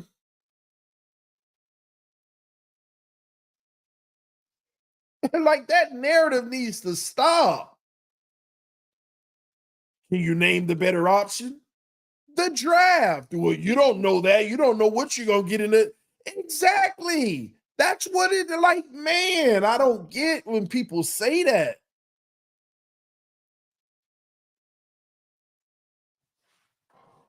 I don't get why people say that mess. Could you imagine the Kansas City Chiefs saying, well, Alex Smith, man, he still got, some good years in him. I don't think we need to draft a quarterback. I don't think we need to move on. Could you imagine that? Could you imagine Baltimore like Flacco won a Super Bowl? I think we just need to keep on going down. Who's going to be better? Who's going to be a better option? Can you imagine Green Bay saying that? Them not drafting Jordan Love because, who's going to be better? Let's just keep on with Aaron. At least they did both. Kept Aaron and still drafted. And Glenn, I'm glad you wrote that. I'm tired of this one too. How many starters have Miami started in the last 20 years? 500. But you ain't going to never find your franchise quarterback unless you're willing to go to 501, 502, 503. You think the name of the game is just, hey, let's stop right here? Let's stop right here because, we don't want to keep piling our numbers up. Of course, it's not 500, Doug. I'm being facetious just to make a point. I don't care how many quarterbacks we had in the last several years. What you got to ask yourself, actually, Glenn, it's not how many quarterbacks you had in the last 20 years. It's how many did you draft? With a top priority pick, by the way. You want to try that one, Glenn? How many quarterbacks did we draft, ladies and gentlemen, in the last 20 years with the top priority pick in the first round? Anybody know that number?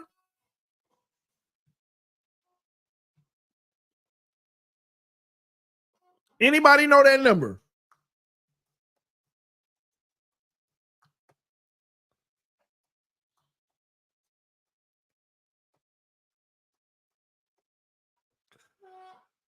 Don't worry.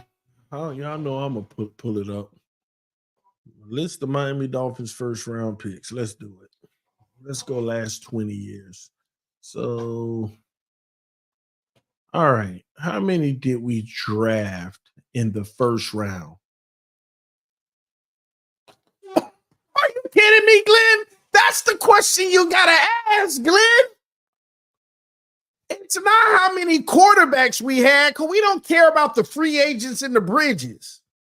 That's also makes my point. We've only drafted 2, Glenn. We haven't even really been trying to find a franchise quarterback often enough. We've only drafted 2. Tannehill and Tua in the first round in the last 20 years. So don't ask yourself, how many quarterbacks have we had in the last 20 years? No, how many have you drafted? And here's the funny part about it. We ain't draft the quarterback. Okay, 1983, 93 and 3. It's been 41 years and we only drafted 3 quarterbacks in the first round. See, that's our problem. We expect to get it right every time. We think that if you draft a quarterback in the first round, then that's the guy. That's the Dolphins' problem. Since Dan Marino, we hadn't drafted a quarterback in the first round until Tannehill. And I get it, it's Dan Marino, but we have never invested in our future before we needed to, or keep looking.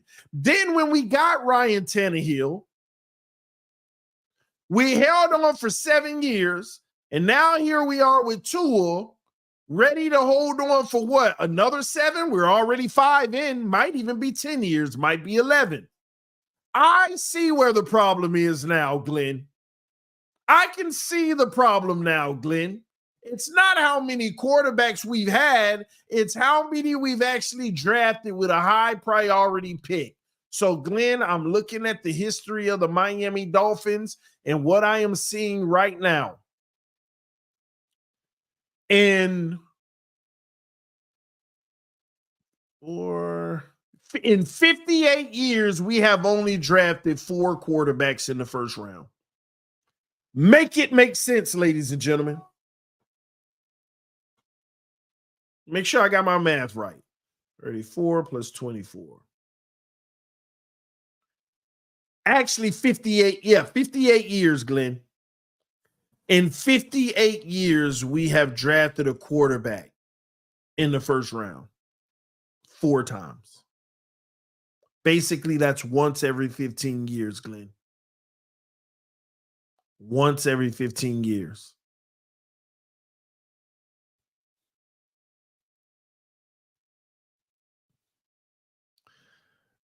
So we had a history of going after the journeyman or the best free agent available. So don't tell me that you can't keep just searching for one in the draft. You don't know how long it'll take. We never even tried that process, Glenn. That's the one thing we've never done as an organization, is just keep drafting quarterbacks.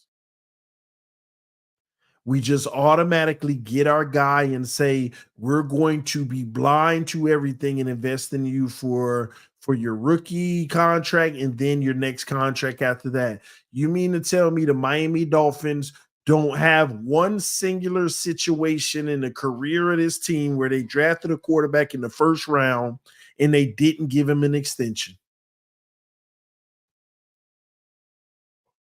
We have always extended the quarterback.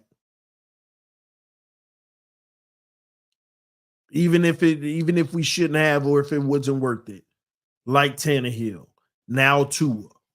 So please, ladies and gentlemen, stop saying to me how many quarterbacks. Look at how many quarterbacks we've had the last 20 years. You want to keep going through that? No. Why don't we do it right?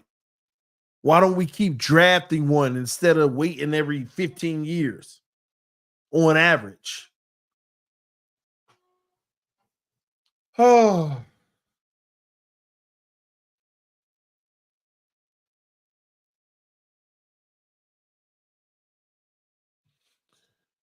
Donald said, preach it, TD. One caveat though.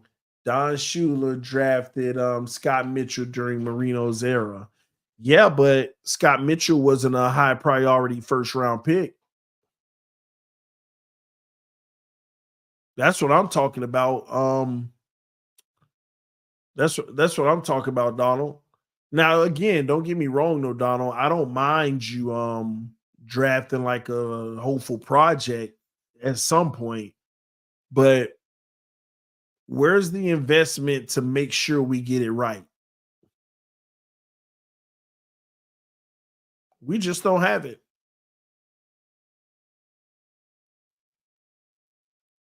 We don't have it. Mm. I just wonder over the last like 10 years, I just wonder how many quarterbacks, even where we were selecting, did we pass up on? I just wonder how many quarterbacks did we pass up on that we select, past where we selected.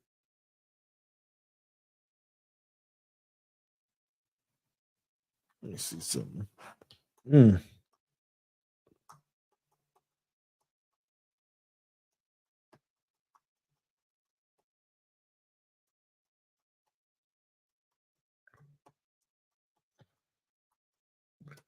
Oh boy.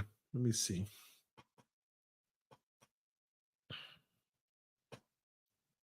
Let me see. Quarterbacks year round.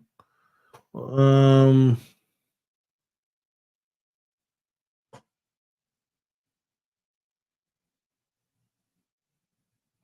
I'm gonna go since 2015. I'm just curious. Quarterbacks drafted since 2015. Um, just interested. I'm curious. Just got me curious now. Number two. Mm.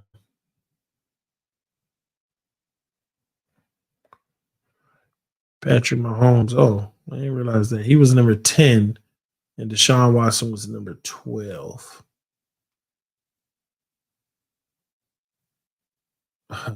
We drafted Charles Harris. Uh,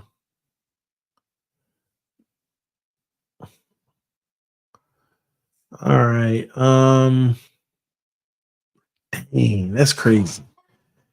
In 2018. Now this is wild. This is wild. So y'all listen. In 2018, at number 11, we drafted Minka Fitzpatrick, who didn't even finish out his rookie career on this team. Y'all know who we could have had? Y'all know who we could have had if Greer was doing his job in 2018 when he took over? Lamar Jackson. We could have had Lamar Jackson, who was selected number 32 overall. So wow. Just to know that.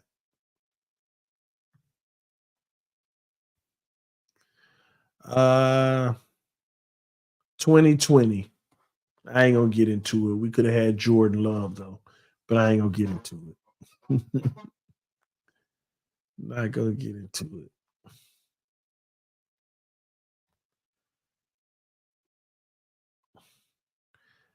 This is the worst draft class ever.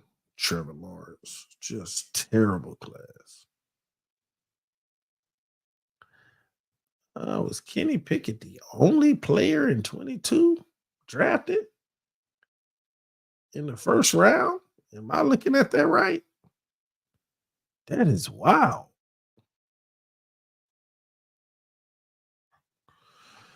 Anyway, I ain't gonna go back further than that. I just had to spike my curiosity. Only quarterback miss, in my opinion, based off of where we were drafting, is Lamar Jackson in 2018. Gosh, could y'all imagine? And you know the messed up part about that situation too. Back into Tannehill, where we were pretty much like,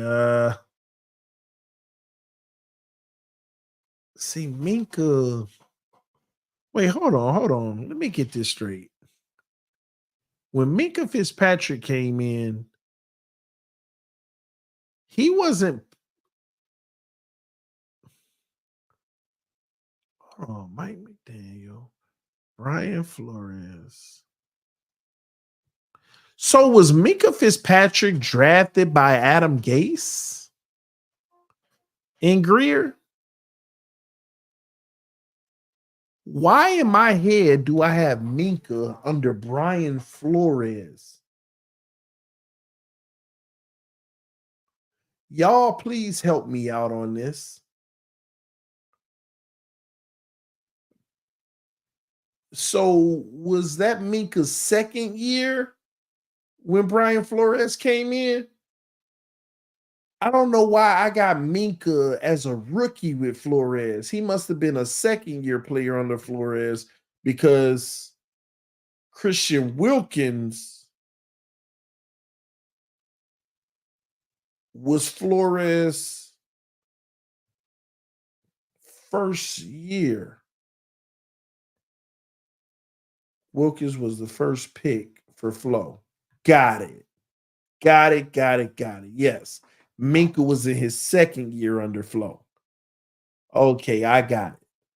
And so Adam Gase selected with Greer Minka. So it was Gase and Greer that ignored Lamar Jackson. Instead, they wanted to give Tannehill a final season. Do I have that correct?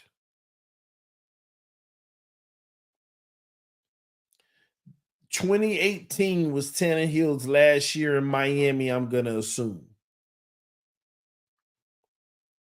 Let me see. Ryan, 1, 2, 3, 4, 5, 6, 7. Yep. And they had to see that one more year when they could have drafted Lamar Jackson, but they had to see that one more year. Are we coming up to a point of that again?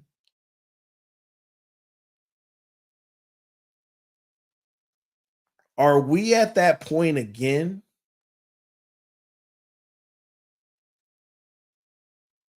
I want y'all to think about that. The very last year of Ryan Tannehill, they had to see that one more year because he kept coming off of injuries, and they had to see that one more year. What's even worse, the year before that, they went Charles Harris at the defensive end position. Man, oh man. That's what did it. They had to see Ryan Tannehill play that one more season instead of drafting Lamar Jackson.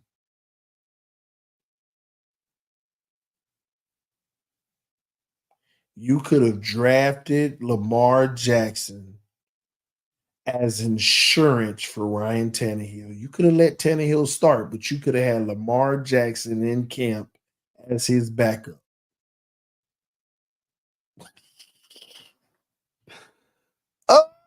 Oh, it did add insult to injury. Minka Fitzpatrick comes, and then the next year he's like, "I want to get traded," and they trade him.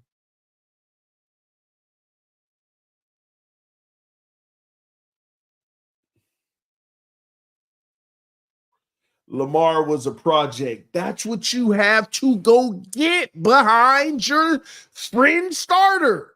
The starter that you don't know.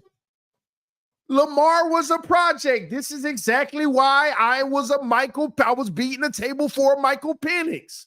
A project with high upside.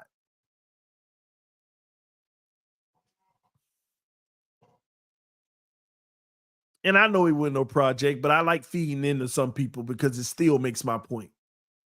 I know he wasn't no project, but sometimes I don't argue with people because sometimes even in what they say is making a point. So that's why even as a project, that's what you're supposed to do. He was picked late in the. Could y'all have imagined if we would have done that? Would we be in this position today? Could you imagine if we did that? Would we be in this position today? Laramie Tunsil would probably still be here, by the way. We would have still drafted Christian Wilkins.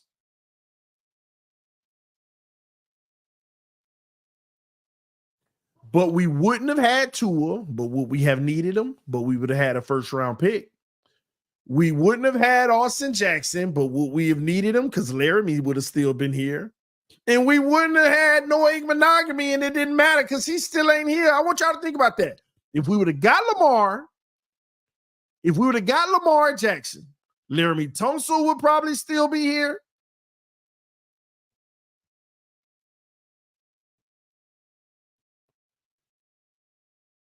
Minka obviously wouldn't because that was Lamar. Christian Wilkins would probably, the money, we don't know. But that whole draft that Laramie Tunsil gave us, Tua, we wouldn't have need because we got Lamar. Austin Jackson, we wouldn't have need because we still got Laramie Tunsil. And Noah Monogamy wouldn't have need. We wouldn't have wasted the pick. And guess what? We would have also just had one draft pick and it wouldn't have been none of those because we probably wouldn't have needed none of those. And it would have probably been somewhere in the 20s. So we would have probably gotten another player. It might have been a weapon or something.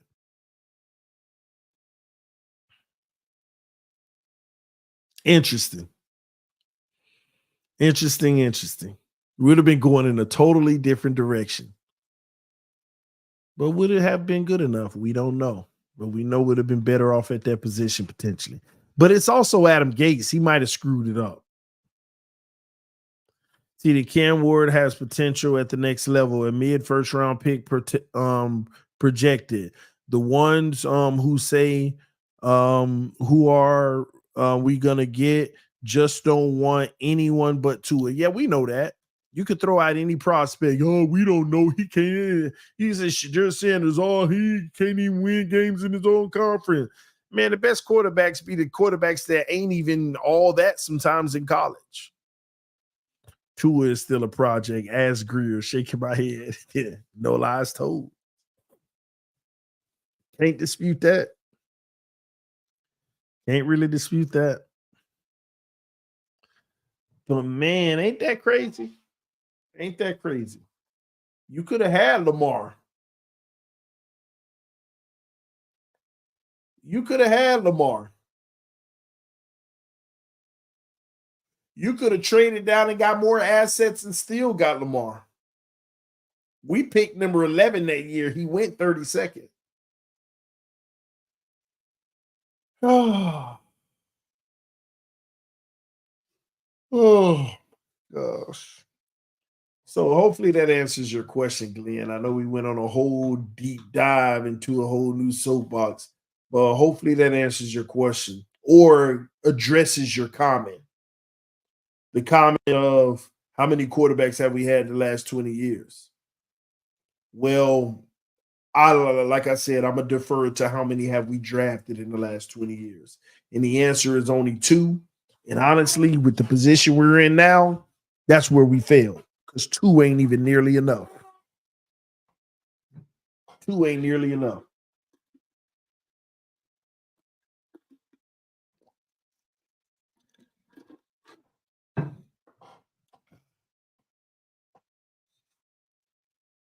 This is the year that it all comes down to, y'all. Unfortunately for us, we got to make a career-changing decision before we even know. Truth of the matter, what they don't want to tell you is we're going to make a blind decision. We just got to hope for the best. Because if the worst happens,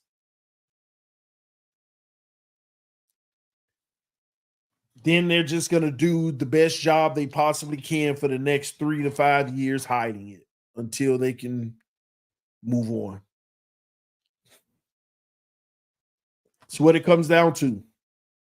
Extending Tua Tagovailoa is nothing but a guess.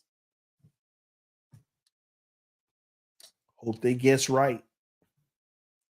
I'm just shocked that in today's NFL, people guess with hundreds of millions of dollars. Or maybe they don't guess, and that's the holdup. But they're going to guess. They will. Get the and from Tennessee. Nico. Oh, I don't know what you're talking about. Oh, Nico Kyle. Love you, TD. You've been getting me through college, man. Salute to you, bro. Do the best you can. Make the most of it and hope you got a bright future. Take advantage of every opportunity. Put the work in, bro. Put that work in. Tua is the answer. Just wait, TD. I'm good with that. As long as he the answer. But how long I gotta wait, man? Y'all told me that his rookie year, he the answer. Just wait. Every year, y'all tell me, just wait. I got you, Paul. Oh, man. Every year, y'all tell me, just wait. I'm fine with waiting. Just how long I got to wait, though? Doug said this season.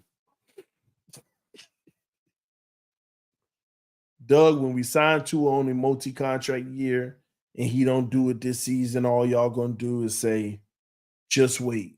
And I'm going to say how long I got to wait again. You're going to say next season. We love doing this. We love doing this.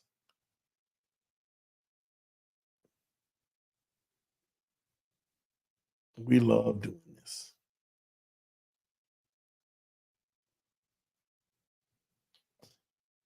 I'm going to be honest with y'all. I'm nervous about this season. And the reason why I'm nervous is because I already know what our conclusion going to be. But let me be positive. But what I don't want is the Jets to be better than us. If our conclusion is what I think it is, as long as they got the same conclusion, I'm fine. But I don't want the Jets to have a better season than us. I don't. That's gonna really suck. Because on paper, we got a better roster, in my opinion. They're loaded at every position except safety, and they're solid there, but they got top heavy, but depth in certain units, they're not as good. But when you look at our team, people that say the same thing, you don't have depth on the O line. Your starters aren't even great. That's fine. Our scheme eliminates all that anyway. It doesn't matter who on the, you know what I mean? Our system, it doesn't matter. But everywhere else, receivers with depth, running backs with depth, tight ends with depth. I mean, defensive line now, ain't no depth in the interior, but we got a good starter in our defensive ends. We got depth. Corners, I like the starters, but hopefully Cam Smith can prove to be something. So we have depth, but I ain't relying on that. So I'll get that a little knock. Safeties, solid. I ain't gonna lie, it's one player in particular that I don't bash, but I'm waiting to see how he do in Miami, and I don't think he's gonna do well at all. That everybody think he is, but I'm just hopeful here he does. Fuller, man, at the cornerback position. I knew this stuff, but Omar was posting it all on Twitter today. And I was like, man, you ain't got to expose a man like that. And I think Omar was getting mad because people were saying he's upgrade over X. Man, but Omar was also putting stats out there that I didn't even know. I knew that he's suspect, but I ain't know what I knew though. Like he grades out well in the run and certain things like that, and it helps his overall grade, but he be getting cooked. 70% of throws that come his way get completed. He gave up a league high, if I'm not mistaken, like 9 touchdowns or something like that. Let me pull it up. I think I even got it. I think I retweeted just to save it. Let me see.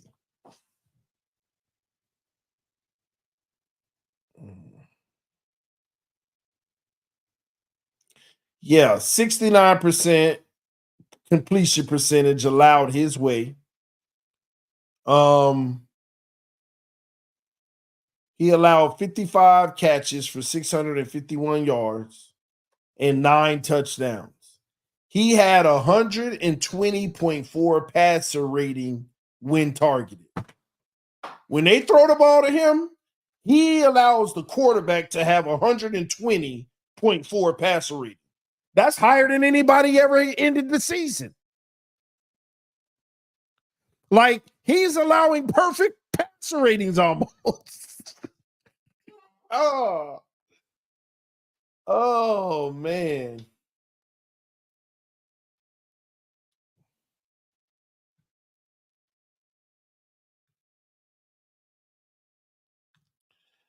Trying to tell y'all, man. I've been said it, but I said I'm gonna get off of it. Let me see something.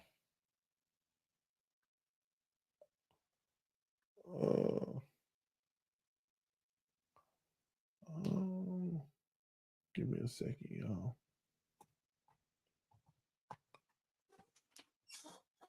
Mm.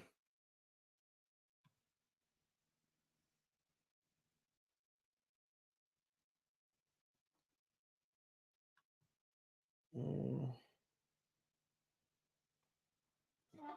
Okay, I'm just pulling up some data real quick if it want to come up tonight.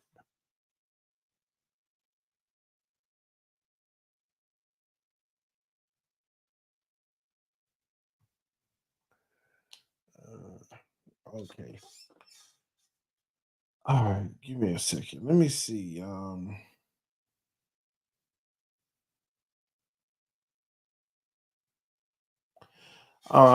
I'm pulling his stuff up on PFF. I'm gonna see if they have any raw data because I want to see what's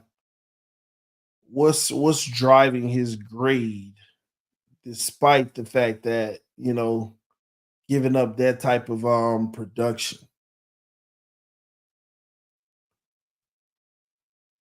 Um, gives up 67% completions. Hmm.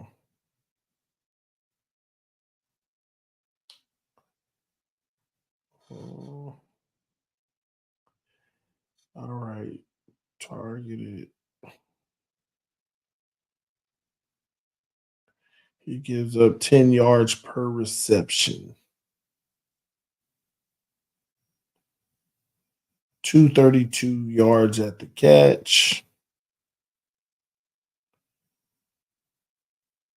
According to this, it says 6. Let me see. Something wrong here. 2. Oh, my bad. I thought y'all could actually see what I'm seeing. That's my bad, y'all.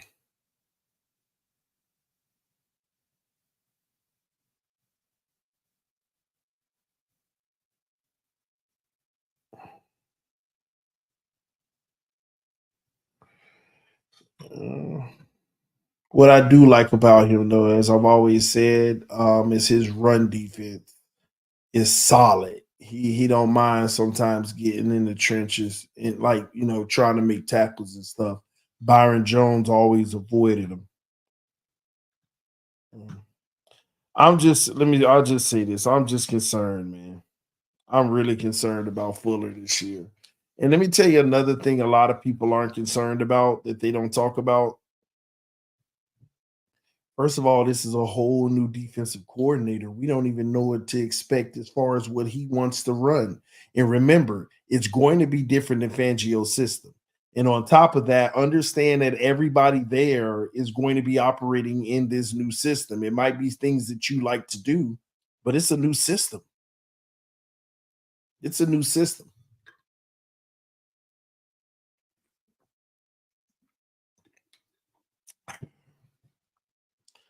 So yeah, we'll see. We shall see. Mm. Run defense, coverage. Whew. Anyway, man, yeah, I think it's time to call it a quits for the night. I know it's a multiple D. TD, this is why the Dolphins should sign Stephon Gilmore. He's still a free agent. Well, I'll say this: we got some money, but we need to carry everything we can over to next season, especially if we giving two of them the bag. See, this is what they don't tell y'all. Tua's guaranteed money is going to be everything. That's the determination of whether we're going to be screwed or not. Not guarantees, but signing bonus. If Tua got like a $30-40 million signing bonus on a 5-year extension, all right, we good. If he got 60-70 million in signing bonus, like the top quarterbacks in the league have right now, cap number's going to be nasty. And those who understand how signing bonus work with the spread out, they understand what I'm saying. Cap number is going to be nasty. So let's say he does get top of the market signing bonus, right? 73 million is the top right now, if I'm not mistaken. He's going to add about, in my opinion, $16 million per season, broken up into 5 years on signing bonus. About 16 million a year, 15 million a year, in that range. So even if you make his salary for the first year 1 million, it's still going to be a $16 million cap hit. And this is what I was trying to explain to Omar, but I didn't want to go in too much detail with too much stuff because I wanted to get as much conversation we could in. If Tua does get a top of the market deal with like $73 million signing bonus, like the top contracts have, Trevor didn't even get that, by the way. But like those, like most of them do that do get the big money. What you do with the signing bonus, you divide that by how many years is the new contract. So if it's a 5-year extension, you divide it by the 5, which is roughly about almost 15 million a year. So say you make the base salary 1 million, 1.5 million in the first year. You got to take that 15 plus the 1.5 plus any prorated bonus, because the 24 million from the 24 million from the 5th-year option is already guaranteed money. That goes in a non-prorated bonus category, by the way. So Tua's cap hit still could be anywhere from like 17 million this year, even on a restructure, if he gets big signing bonus. You'd only save like $6 million, $7 million this year. But here's the problem. Next year, it goes from like 1.5 million base salary all the way up to like 16 million base salary. But you got to take that 16 million plus the part of the signing bonus next year, which will total almost 32 million. We're negative 9 million for next year now. Next year, I've already went over the cap and put in the Jared Goff contract. Just hypothetically, I put the exact Jared Goff contract in for Tua, and This year, with Tyreek and Tua extended, we save like $15 million. Next year, we're negative 30. Those two will make an additional negative 32 million, I think, plus the 9 million we're already negative. Will be negative 41 million. Okay. Now, when you take that negative 41 million, say you get rid of Chubb. Back, my bad, y'all. I got the numbers actually. Let's see if I got them. I don't know if I got rid of them. Give me one moment because I want to give y'all factual numbers if I didn't throw it away.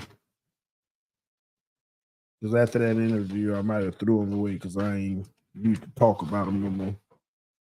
Let me see.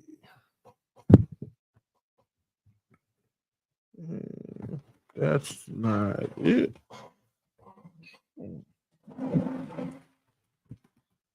Let me see. Yep, this is it. My bad. It was in the trash store right next to me. So Chubb would save you post June 1st, 20 million. Now next year you'll take a little bit of a hit. But that'll bring us back down to like negative 22 if you cut Chubb. If you moved on from Teron Armstead post June 1st, you'd save 14 million. So that would take us from 22 million minus 14. That'll take us to negative 8 million. Moving on from Raheem Mostert would save us 3 million. But I don't know if that's what they want to do. There ain't no other savings after that. There ain't no other savings. So even extending Tyreek and Tua this year, cutting Chubb and Teron Armstead next year, you would have a negative $8 million after those things are done. Now, how do they get cap compliant? It's easy. What they would do then is that's whenever you talk about not Javon Holland. What's his name? Jalen Phillips extension could help you get cap compliant if he balls out to get an extension, right? But then I plugged in Javon Holland's deal, depending on the signing bonus on that. Javon Holland's deal could actually hurt you more because he wasn't a first-round pick. You don't have the fifth-year option to spread the money out extra. So and this is only if you're waiting to next year. If you're doing it this offseason, depending on the signing bonus, Javon Holland could actually make the situation a little bit worse. So what you would need to do, you would need to go into the roster, and you would have to give Jalen Ramsey an extension, Durham Smythe potentially an extension,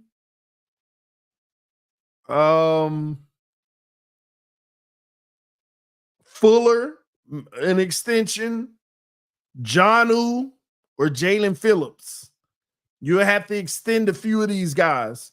And then you ain't even got much money next year to work with to even bring in free agents. But then you also still got to replace Chubb, Teron Armstead, Shaquille Barrett, OBJ.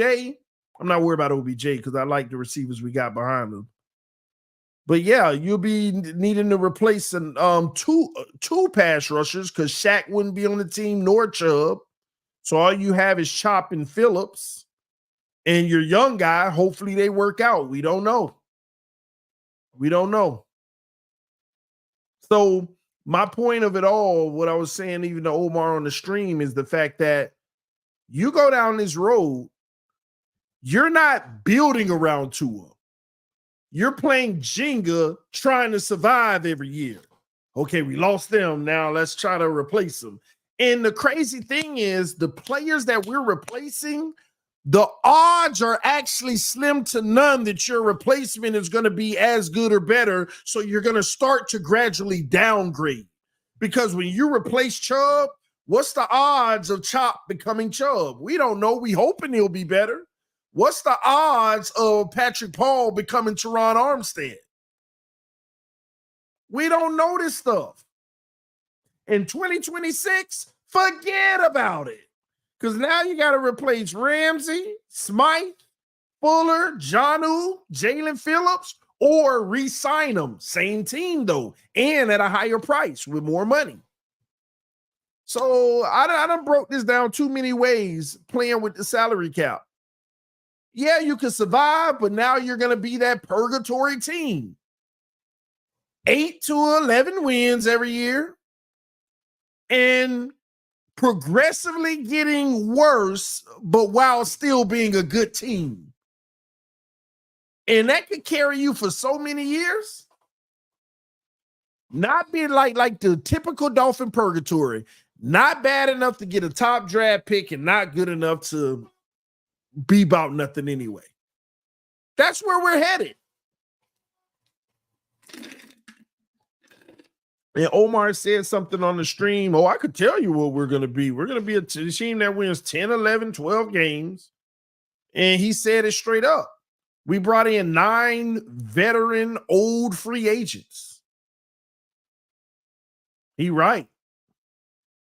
Liz Campbell, Fuller, Poyer, May. I mean, throughout the roster, you see it. And he right. The injuries might even pile up. We brought in older players to replace our young Robert Hunt, our young Christian Wilkins, and all that stuff. So we'll see. But once they give Tua that money, it is what it is. Ain't no point of return. Now we just got to live through it. I've already prepared for it.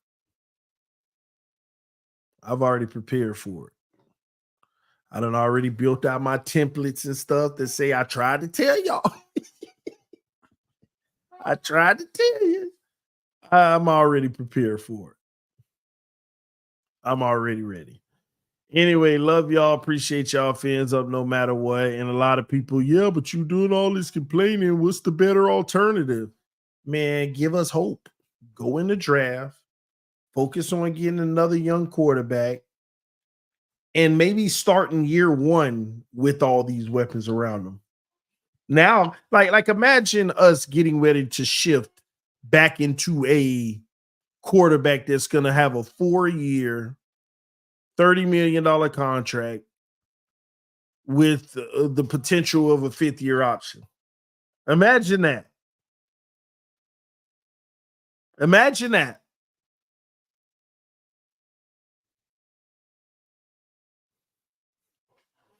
That would, in essence, give us,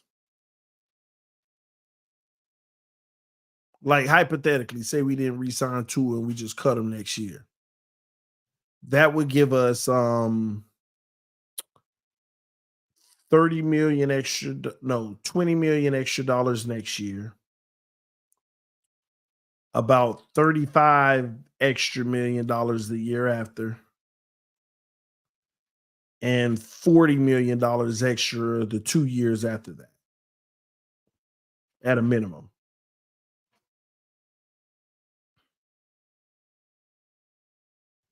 Yep. Then some of these aging veterans, you could actually go out in free agency and re-get players of their caliber. Teron Armstead on his way out, you can go get another perennial all-pro left tackle. Chubb on his way out, you can go get you one of the top edge rushers in the league.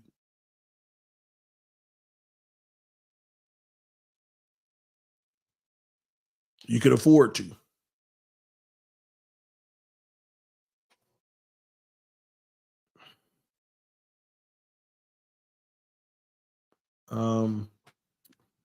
TD Fraud Talk said, TD Fans Talk keeps saying Tua's will be signed next week. Chances are you could be right eventually. Probably not, but there is a chance. Yeah, that's what I keep doing. Every Monday and every Friday, I say, every Monday I say, this is the week. I think it's going to happen this week. Every Friday I say, I think it's happening next week. So, yeah, eventually I could be right. I think I'm going to be right because I know it's going to get done. I just don't want the drama. I'm gonna be honest with you. I don't want him sitting out in training camp. It makes good for content and all that stuff, but it's not good for the team. I'm gonna tell you now, Tua sit out half of camp and don't do the 11 on 11s and no preseason games and all that crap. I'm gonna tell you now, um, we're not winning 11 games. I'm gonna tell you now, that kind of training camp issue is gonna cost us 2 games minimum worth of wins. And you don't want to do it in the winnable games early in the season, like the Jacksonville Jaguars. You don't want to lose that first game, blaming it on rust or lack of chemistry. You don't want to.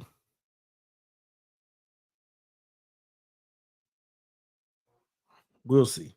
Love y'all. Appreciate y'all. Fans up no matter what. Let me go get in the shower and lay it down for the night. I'll see y'all soon. Y'all stay blessed. Till next time. Peace. I'm out. Love y'all so much.